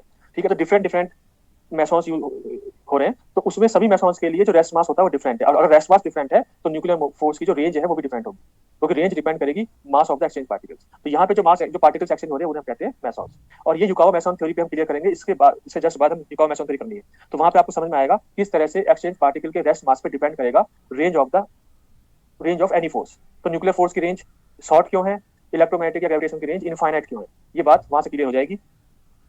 इसके बाद नंबर 12 पॉइंट है, देखो नंबर 12 पॉइंट में हम ये कहना चाह रहे हैं कि हमारे पास मान लो एक न्यूक्लियस है, उस न्यूक्लियस में हमारे पास न्यूक्लियस है, उस न्यूक्लियस में हमारे पास प्रोटॉन या न्यूट्रॉन है। लेट्स से ये प्रोटॉन है और ये न्यूट्रॉन है। तो प्रोटॉन भी जो है क्वार्क से मिलकर बनता है, तो यहाँ पे अप क्वार्क, प्रोटॉन में होते हैं 2 अप क्वार्क और एक down quark, 2 up quark and 1 down quark. तो ये हमारे अप एंड डाउन क्वार्क से, तो हर एक हेड्रॉन क्वार्क से मिलकर बनता है। तो जो प्रोटॉन और न्यूट्रॉन है वो 3 क्वार्क से मिलकर बन रहे हैं। इसकी डिटेल भी हम एलिमेंट्री पार्टिकल से पढ़ेंगे। फिलहाल हम यहाँ क्या क्या कहना चाह रहे हैं कि ये जब क्वार्क से मिलकर बनते हैं तो जो स्ट्रॉन्ग न्यूक्लियर फोर्स है वो न्यूक्लियॉन्स के बीच में भी लग रही है और क्वार्क्स के बीच में भी लग रही है। ठीक है, तो हम ये कह रहे हैं कि strong nuclear force between nucleons inside nucleus is called residual strong force.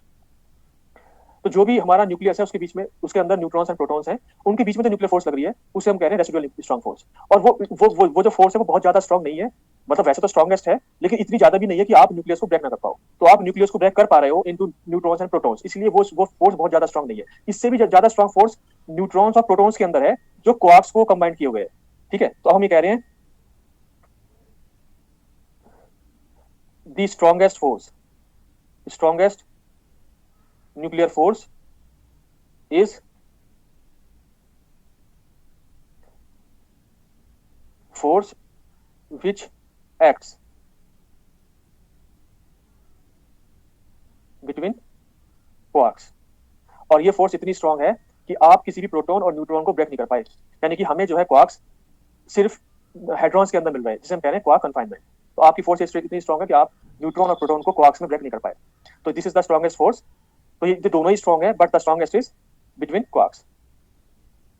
हम कह सकते हैं कि it is so strong that we cannot break proton and neutron into quarks।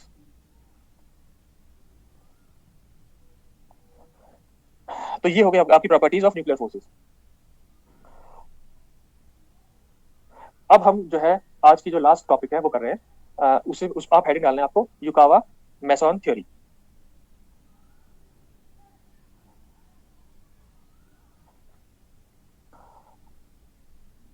जो क्वार्क्स के बारे में बात है वो हम एलिमेंट्री पार्टिकल्स में पढ़ेंगे कि क्वार्क्स में जो कलर, क्वार्क्स भी तीन कलर रखते हैं, red, green and blue etcetera, जो भी है ये सब बातें हम, और क्वार्क्स के बीच में भी जो एक्सचेंज पार्टिकल्स हैं उन्हें हम कहते हैं gluons.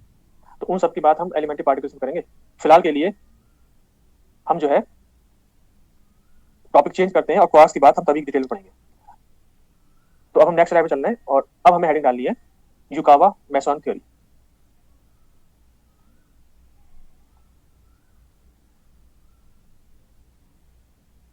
And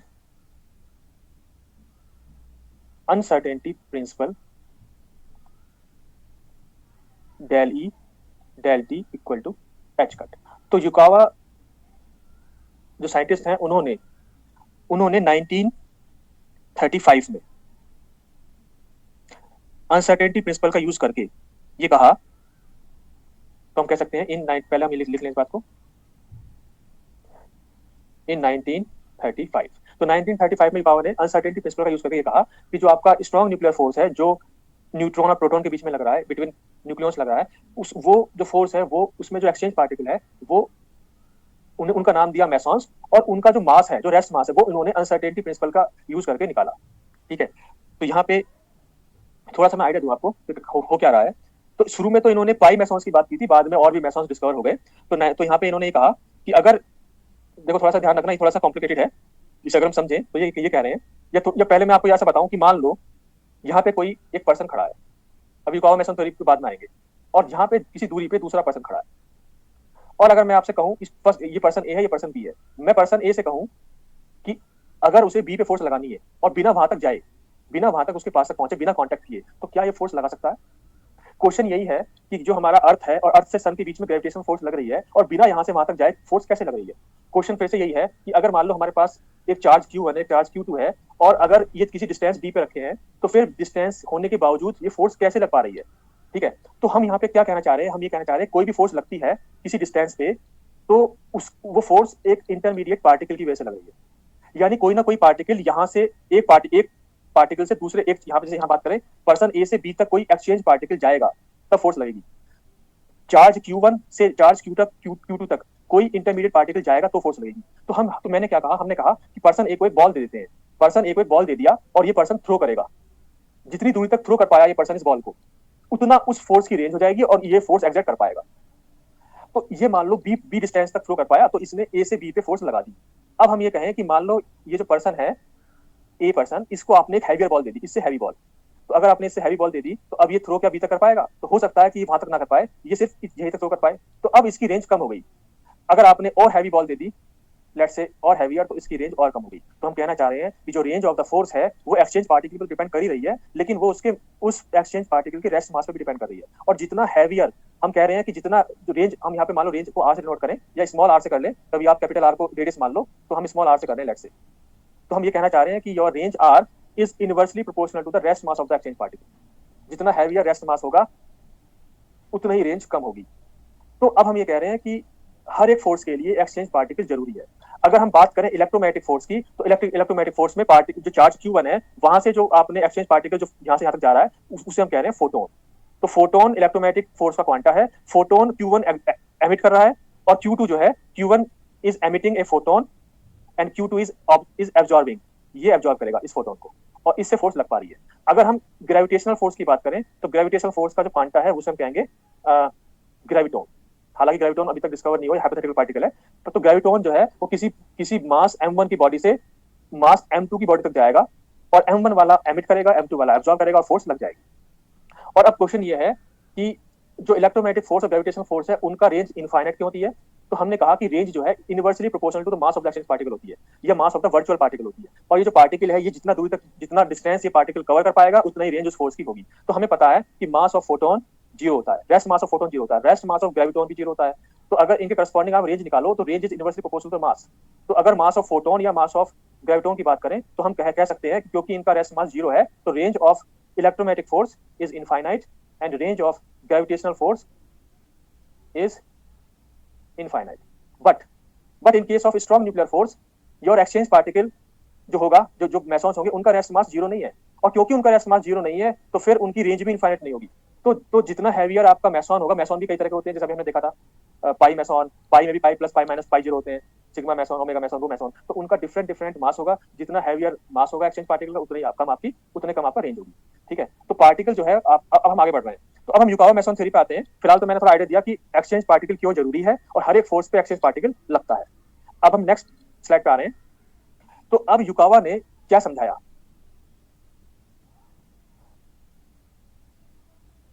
exchange of pi मेसॉन्स की बात करें,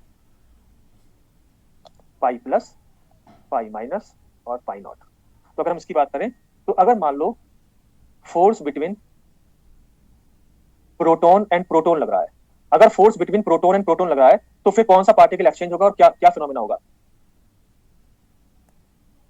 तो होगा ये कि मान लो यहाँ प्रोटॉन है, ठीक है, तो प्रोटॉन एमिट करेगा पाई नॉट को, इसने एमिट किया पाई नॉट। जो आपका दूसरा प्रोटॉन है जिसपे फोर्स लगानी है आपको, इन दोनों प्रोटॉन के बीच में फोर्स लग रही है, तो जो दूसरा प्रोटॉन है, अब यहाँ पे एक इंपॉर्टेंट पॉइंट है कि प्रोटॉन पाई नॉट को एमिट कर रहा है and still remains proton. Proton ने प्रोटॉन को एमिट किया, सॉरी, प्रोटॉन ने पाई नॉट को एमिट किया, और फिर प्रोटॉन ही बना रहा। हम क्या कहना चाह रहे हैं? हम ये कहना चाह रहे हैं कि जो जो अब मैं आपको बताऊं, पाई नॉट का जो रेस्ट मास होता है वो 135 होता है mv/c²। तो ये नेग्लिजिबल मास नहीं है, काफी मास है। इलेक्ट्रॉन का 0.5 होता है, प्रोटॉन का 938.3 होता है, बट पाई नॉट का 135 होता है। हम ये कहना चाह रहे हैं कि प्रोटॉन जब एक पार्टिकल पाई नॉट को एमिट कर रहा है तो उसका मास कम हो जाना चाहिए था, लेकिन ऐसा नहीं हो रहा है। ऐसा नहीं हो रहा है। हम ये कह रहे हैं कि प्रोटॉन ने पाई नॉट जिसका मास 135 है उसे एमिट किया, उसके बाद भी प्रोटॉन ही बना रहा। दूसरा हम ये कह रहे हैं कि जब ये पाई नॉट यहाँ तक पहुंचा, इसकी रेंज मान लो इतनी है, तो अब जो दूसरा प्रोटॉन है ये इस पाई नॉट को एब्जॉर्ब करेगा। Proton absorbs this pi not. Proton absorbs pi not and remains proton. अब अगर कोई प्रोटॉन एक पाई नॉट को एब्जॉर्ब करेगा और अपने आप फिर भी प्रोटॉन बना रहा, तो इतना जो हैवी मास है उससे उसका मास बढ़ा नहीं, उसका मास प्रोटॉन ही रहा। हम ये कहना चाह रहे हैं कि ऐसा, अब हम अनसर्टेनिटी प्रिंसिपल से, यानी कि मास कंजर्वेशन लॉ वायलेट हो रहा है, क्योंकि आपसे कह रहे हो कि ऐसा लग रहा है कि मास कंजर्वेशन लॉ वायलेट हो रहा है। तो इसको समझने के लिए हम ये कह रहे हैं कि अनसर्टेनिटी प्रिंसिपल में हम ये कहेंगे कि there is an uncertainty in mass, uncertainty in energy. हम कह रहे हैं कि अनसर्टेनिटी इन एनर्जी हो रही है, ये uncertainty in energy, and uncertainty in energy del E will be equal to rest mass of the exchange particle। यहाँ पे वायलेशन ऑफ एनर्जी हमें लग रहा है, लेकिन अनसर्टेनिटी प्रिंसिपल के हिसाब से हम ये कह रहे हैं there is uncertainty in energy, और वो जो अनसर्टेनिटी इन एनर्जी होगी वो कितनी होगी? Uncertainty in energy will be equal to rest mass of the exchange particle. Exchange particle कह लो या वर्चुअल पार्टिकल कह सकते हैं, क्योंकि ये पार्टिकल बहुत कम टाइम के लिए बनते हैं और उसके बाद एक्सटिंग्विश हो जाते हैं, एब्जॉर्ब हो जाते हैं। तो हम कह रहे हैं वर्चुअल पार्टिकल है, बहुत कम टाइम के लिए बन रहे हैं, तो rest mass of the exchange particle. तो इसी तरह से अगर मैं अब ये कहूं कि मान लो force between neutron and proton है, अब हम नेक्स्ट, अभी मैं रेंज पे आऊंगा। अब देखो हम नेक्स्ट उस पर कर रहे हैं कि फोर्स बिटवीन, मान लो न्यूट्रॉन एंड प्रोटॉन। अगर force between neutron and proton है तो अब की बार जो एक्सचेंज पार्टिकल होगा वो तीनों पॉसिबल हो सकती है, पाई प्लस, पाई माइनस या पाई नॉट। अब की बार तीनों तरह के पार्टिकल एक्सचेंज हो सकते हैं, जबकि जब प्रोटॉन और न्यूट्रॉन के बीच में जब फोर्स लगेगी तो केवल पाई नॉट वाला एक्सचेंज होगा। तो यहाँ पे देखो हम क्या क्या कह रहे हैं। अब यहाँ पे मान लो ये न्यूट्रॉन है, न्यूट्रॉन से जो पार्टिकल एमिट होगा वो होगा लेट्स से पाई माइनस। तो अगर न्यूट्रॉन एमिट कर रहा है, if neutron emits pi minus and converts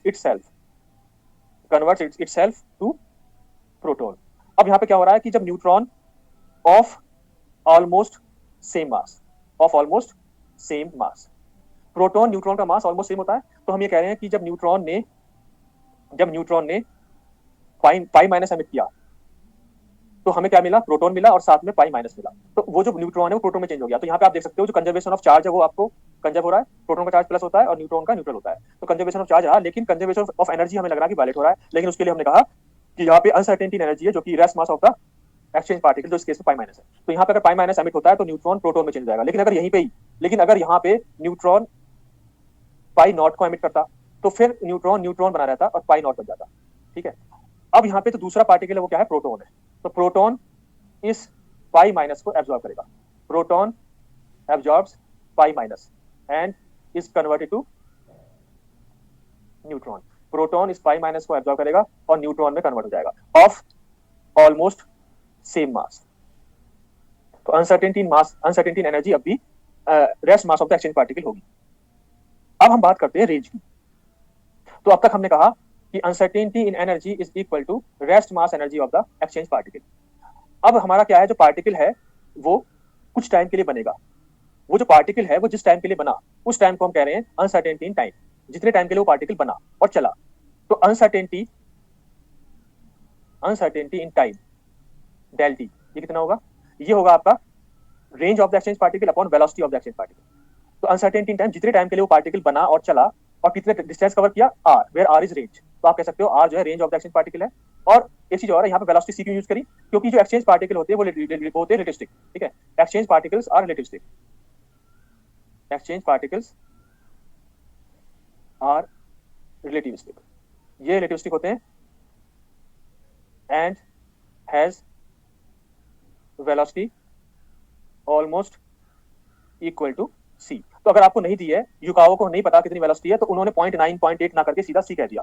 तो ये जो है रिलेटिविस्टिक पार्टिकल है, यहाँ पे जो है आपने सी यूज कर लिया। तो यहाँ पे रेंज आपका आर है, जितना डिस्टेंस आपका एक्सचेंज पार्टिकल चलेगा उतना ही रेंज आपका उस फोर्स की होगी।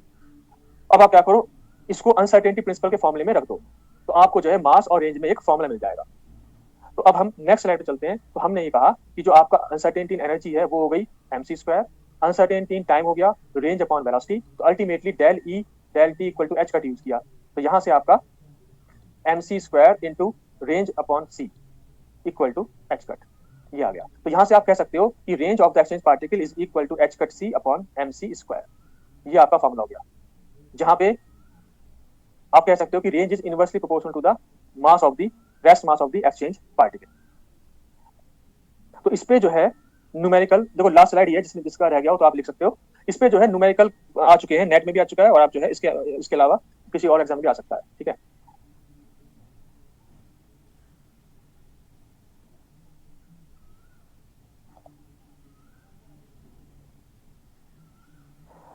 अब हम आगे चल रहे हैं, तो अब अभी एक क्वेश्चन कराना है जो नेट में आ चुका है, उसके बाद क्लास छोड़ते हैं, ठीक है। तो यहाँ पे range is inversely proportional to mass, और इसके अलावा एक चीज और है, युकावा मेसन थ्योरी के हिसाब से युकावा ने ये कहा कि जो प्रोटोन है उसका जो कोर होता है वो तो उन्होंने कहा कि न्यूट्रॉन से न्यूट्रल है, न्यूट्रॉन से बना है, और उसके चारों तरफ जो है वो पाई प्लस मेसॉन्स है, यानी जो प्लस चार्ज है वो दूरी वो जो है सेंटर से दूर है, और जो न्यूट्रल चार्ज है वो सेंटर पे है। तो वो कह सकते हैं कि proton is just a neutron plus pi plus, ठीक है। तो एक थ्योरी क्वार्क की थ्योरी हो गई, और एक थ्योरी युकावा मेसन थ्योरी हो गई।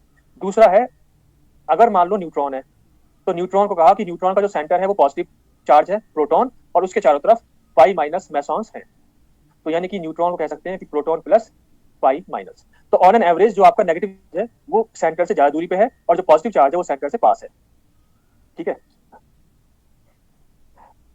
उसके अलावा इसमें एक चीज और बतानी है कि जो युकावा ने पोटेंशियल यूज किया, युकावा पोटेंशियल, जो युकावा ने पोटेंशियल यूज किया उसकी फॉर्म ये है, हमने कहा कि डिफरेंट साइंटिस्ट ने डिफरेंट पोटेंशियल यूज किए थे, तो यहाँ पे g² e⁻ minus mu R over R, जहां पे g है मैग्नीट्यूड ऑफ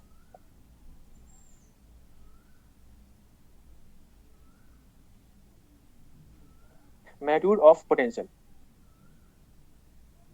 या हम कह सकते हैं एम्पलीट्यूड और एम्पलीट्यूड। उसके बाद जो म्यू है वो है युकावा पार्टिकल मास,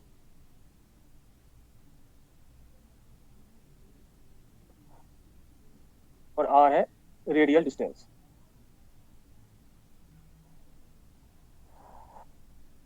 अब जो है, अब हम एक न्यूमेरिकल क्वेश्चन पे आ जाते हैं, और उसके बाद फिर क्वेश्चन देखते हैं जो भी आपके क्वेश्चन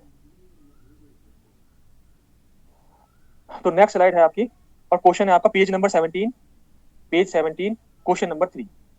ये आपका नेट जून 2017 में आया था, ठीक है। तो क्वेश्चन क्या है, जिनके पास बुकलेट है वो आप बुकलेट में देख सकते हो, और जिन पे नहीं है उनके लिए देखो क्वेश्चन में पढ़ रहा हूँ। क्वेश्चन है the range of the nuclear force between two nucleons. उसने कहा कि range of nuclear force between two nucleons due to exchange of pions, due to exchange of pions is 1.40 fermi. अगर पायॉन्स एक्सचेंज होते हैं, to nucleons के बीच में force लग रही है, तो फिर रेंज 1.40 फर्मी है। उसके बाद अगला स्टेटमेंट है, if the mass of the pion is, तो rest mass of the pion दे दिया, वो है ऑलमोस्ट 140 MeV/c², ये दे रखा है 140 MeV/c², ये आपको मास ऑफ द पायॉन दे दिया, और साथ में दिया है मास ऑफ रो मेसॉन, ये दे दिया 770 MeV/c²। अब आपसे पूछा है कि range of the force due to exchange of rho mesons, आप ये जो रेंज दे रखी है ये तो दे रखी है due to exchange of pi mesons, range due to exchange of pi mesons दे रखी है 1.40 फर्मी, और पूछा है what is the range corresponding to exchange of rho mesons, ये पूछा है, ठीक है। तो इसे कैसे करोगे, हमें पता है कि जो रेंज होती है वो inversely proportional to the mass of the exchange particle होती है, और इसके हेल्प से आप जो है जो आपकी फर्स्ट इंफॉर्मेशन पाई की है उससे करस्पॉन्डिंग जो आपका कांस्टेंट है उसे आप निकाल सकते हो। हमें पता है जो हमने रेंज निकाली थी वो थी h⁻c अपॉन mc², ठीक है। यानी कि जो कांस्टेंट है उसकी वैल्यू आप फर्स्ट इंफॉर्मेशन से निकाल सकते हो। तो हम यहाँ पे कह सकते हैं कि range due to pi meson is equal to h⁻c upon mc², या आप कह सकते हैं h⁻c अपॉन, यहाँ पे मास MeV/c² में है, तो आप या ये काम करते हैं, यहाँ पे आप ये कह सकते हो that this range 1.40 Fermi is equal to h⁻c upon 140, ये आपकी फर्स्ट इक्वेशन होगी। सेकंड इक्वेशन क्या हो गई कि range due to rho meson is equal to h⁻c upon 770। अब या तो आप h⁻c की वैल्यू फर्स्ट से दूसरे में रख दो, या जो है दोनों को डिवाइड कर दो। तो हमने कहा अगर हम डिवाइड करेंगे तो ये आ जाएगा range of rho upon range of pi, या पाई की जगह 1.40 रख दो, तो कौन सा आंसर आ गया 1.40 इज इक्वल टू, तो ये हो जाएगा H cut C by 770 upon H cut C by 140। तो यहाँ से range due to rho mass होना जाएगा 1.40 इंटू 140 बाई 770। तो इसे सॉल्व कर लो तो कितना आंसर आएगा 0.25 फर्मी। तो ये इससे जो है ऑप्शन नंबर सी हो जाएगा। ठीक है, तो आज के लिए इतना ही करते हैं।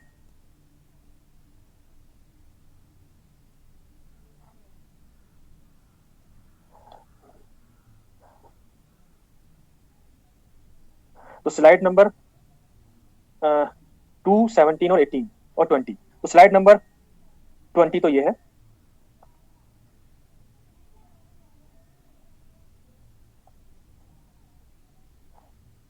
इसके बाद स्लाइड नंबर 18 ये है।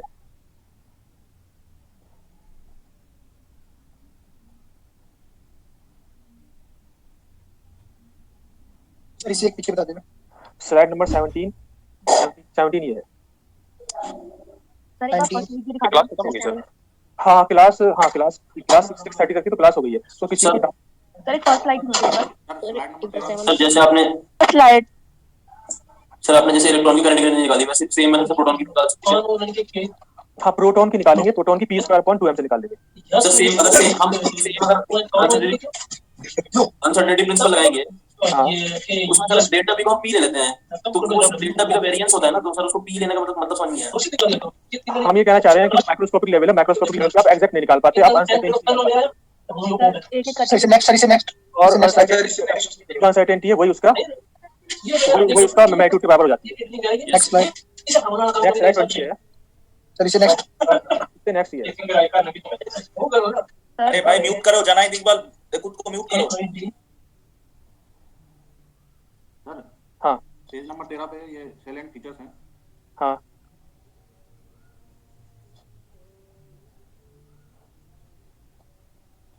सर इसमें जो 5th पॉइंट है उसमें नॉन सेंट्रल फोर्स का एक बार फिर से बताना क्या था। नॉन सेंट्रल का मतलब देखो सेंट्रल फोर्स तो होती है जो आप क्लासिकल में भी पढ़ोगे और आप मैथमेटिक्स से पढ़ते हो कि जो फोर्स केवल आर पे डिपेंड कर रही है, ठीक है, और टुवर्ड्स या from the centre of the force लगती है। लेकिन यहाँ पे जो आपकी फोर्स है वो आर पे तो डिपेंड कर ही रही है, नॉन सेंट्रल पार्ट भी, यहाँ पे भी सेंट्रल पार्ट होता है पर साथ में नॉन सेंट्रल पार्ट भी है, जिसमें हम कह रहे हैं कि जो फोर्स है वो स्पिन के ओरिएंटेशन पे डिपेंड कर रही है।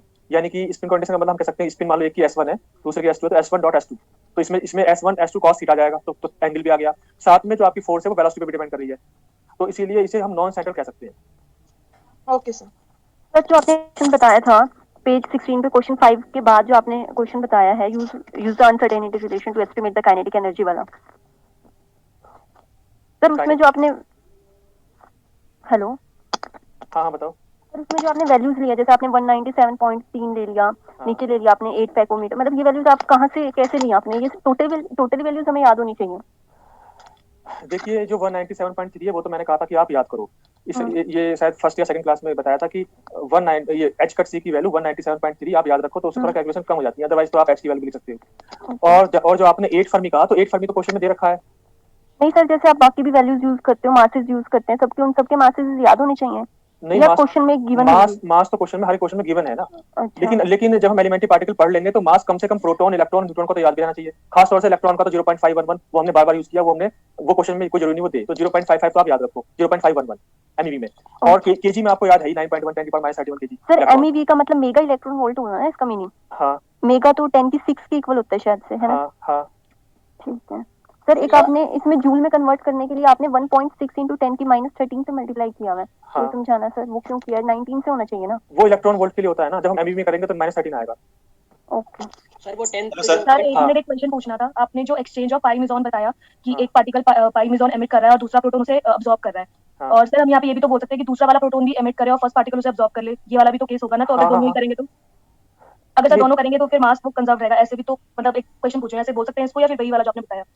देखो दोनों में से एक बार में एक ही ऑब्जर्व करेगा, तो एक ही एमिट करेगा दूसरा ऑब्जर्व करेगा, दूसरा हो सकता है कि दूसरा वाला कर दे और पहला ऑब्जर्व कर ले, अल्टीमेटली फोर्स लग रही है, तो जो फोर्स लग रही है वो एक्सचेंज पार्टिकल की वजह से लगेगी।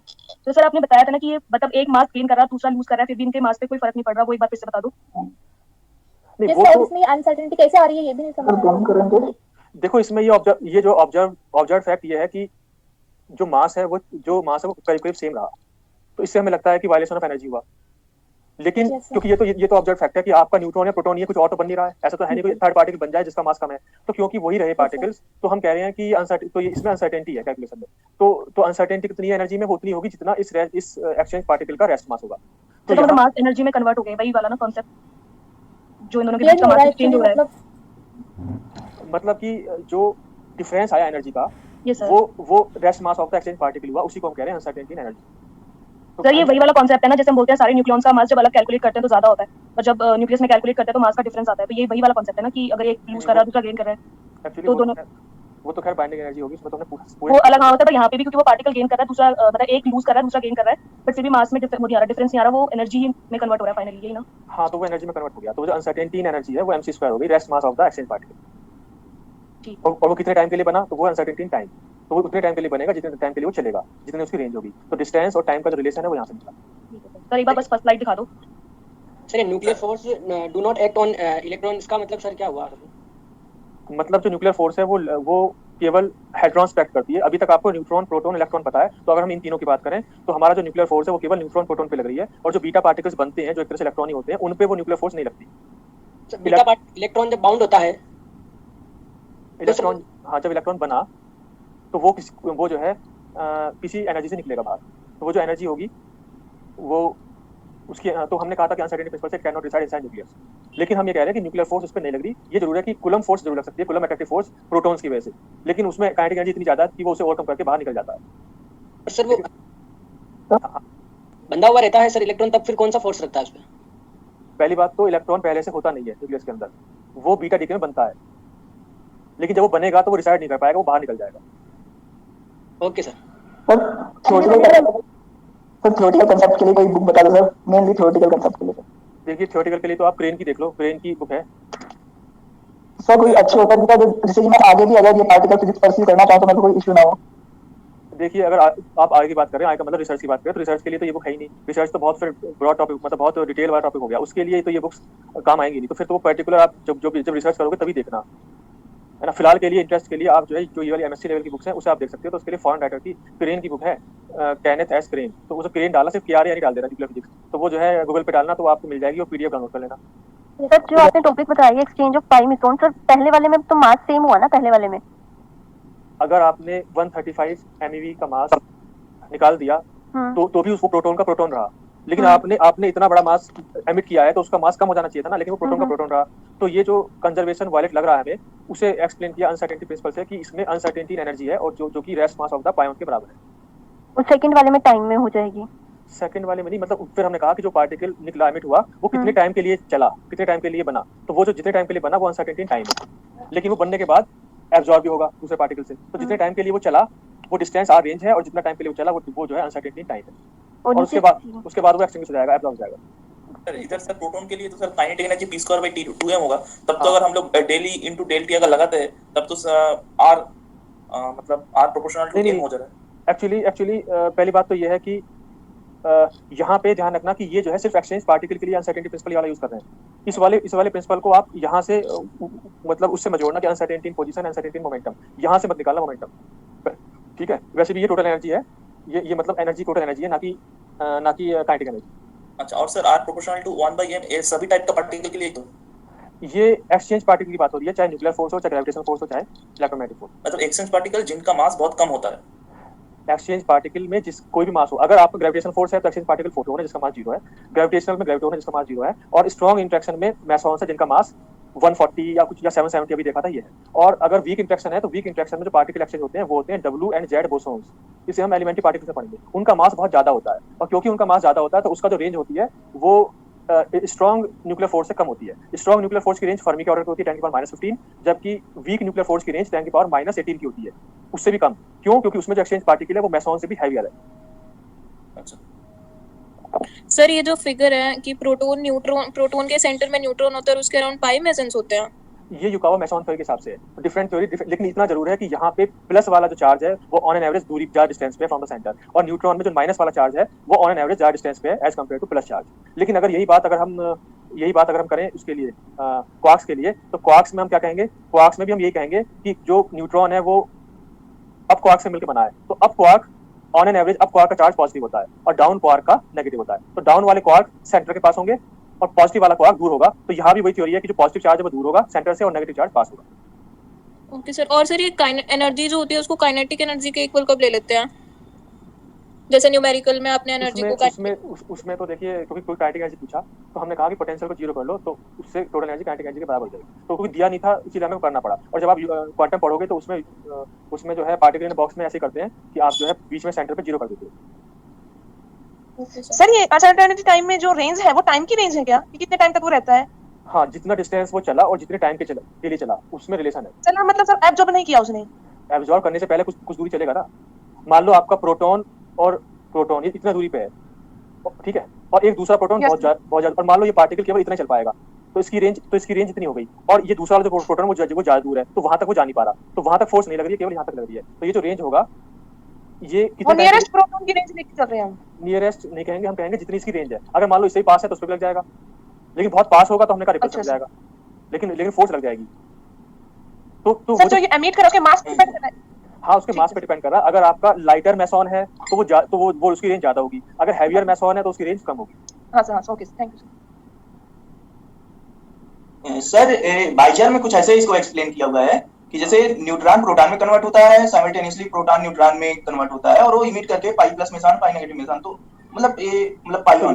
तो सर ये लगभग दोनों देखिए मैंने भी तो यही कहा कि यहाँ पे देखो, जब न्यूट्रॉन ने पाई माइनस एमिट किया तो प्रोटॉन में कन्वर्ट हो गया, प्रोटॉन ने पाई माइनस को एब्जॉर्ब किया, न्यूट्रॉन में कन्वर्ट हो गया। पर ये डेल्टा टी इतना कम है कि हमें साइमल्टेनियसली नजर आएगा, और डेल्टा टी क्योंकि कम है इसीलिए हम इन एक्सचेंज पार्टिकल्स कहते हैं वर्चुअल पार्टिकल्स, यानी कि वर्चुअल हैं, ये इतना कम टाइम के लिए बन रहे हैं कि हमें मतलब इनको डिटेक्ट करना इतना आसान नहीं है।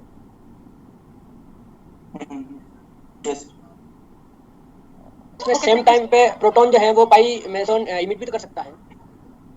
देखिए सिचुएशन तो ऐसा हो सकती है, ऐसी हो सकती है सिचुएशन। तो उसमें क्या है कि मान लो उसने एमिट किया तो कोई बात नहीं, वो जो है दूसरे वाला उसे एब्जॉर्ब कर लेगा, और ऐसा, और न्यूक्लियस में सिर्फ ये दो ही नहीं है, और भी हैं, तो साइमल्टेनियसली ये इसके साथ भी फोर्स लगा रहा है, किसी और के साथ भी लगा रहा है। तो जो इसने एमिट किया वो हो सकता है कि कोई और प्रोटॉन या न्यूट्रॉन ले ले, ठीक है। तो अल्टीमेटली हर एक न्यूट्रॉन प्रोटॉन फोर्स लगा रहा है जो उसके नेबर में है। जी सर। तो साइमल्टेनियसली हो सकता है कि इसने ये वाला पाई माइनस कर लिया, इसने जो एब्जॉर्ब किया वो किसी और ने कर लिया, किसी और ने जो किया वो किसी तीसरे ने कर लिया, ऐसा हो सकता है साइमल्टेनियसली, क्योंकि इस पे केवल इसी की वजह से फोर्स नहीं लग रही, इस पे फोर्स इन सब की वजह से लग रही है, क्योंकि सभी पास है, इन सभी की वजह से लग रही है, और सभी जो है एक्सचेंज कर रहे होंगे। जैसे ग्रेविटेशन फोर्स में हर एक मास में फोर्स लग रही है। ठीक है, तो इस क्लास को एंड करें फिर? Yes sir. ठीक है, तो आप इसे रिवाइज करके आ जाना। और मुझे एक चीज बताओ कि जो असाइनमेंट नंबर 1 है वो क्या मिल गया आपको? नहीं सर, अभी तक नहीं मिला। अच्छा, दूसरी बात, जो ये क्लास के लेक्चर्स है वो कितने अपलोड हो गए अब तक? तो सारे हो चुके हैं सर, सारे अपलोडेड हैं। तो यानी कि अभी असाइनमेंट नहीं हुआ, तो वो मैं कह दूंगा। हाँ सर। ठीक है सर, हमें बुकलेट नहीं मिली। आप बुकलेट के लिए देखो, मेरे पास तो है नहीं बुकलेट के लिए, आप वहीं बात करो ना। नहीं, वो तो कोरियर हो जाएंगे सर, कुछ टाइम दे रखा है उन्होंने। अच्छा, तो आप उनसे रिक्वेस्ट कर लो जल्दी। हाँ, कांटेक्ट कर लीजिए। हाँ सर।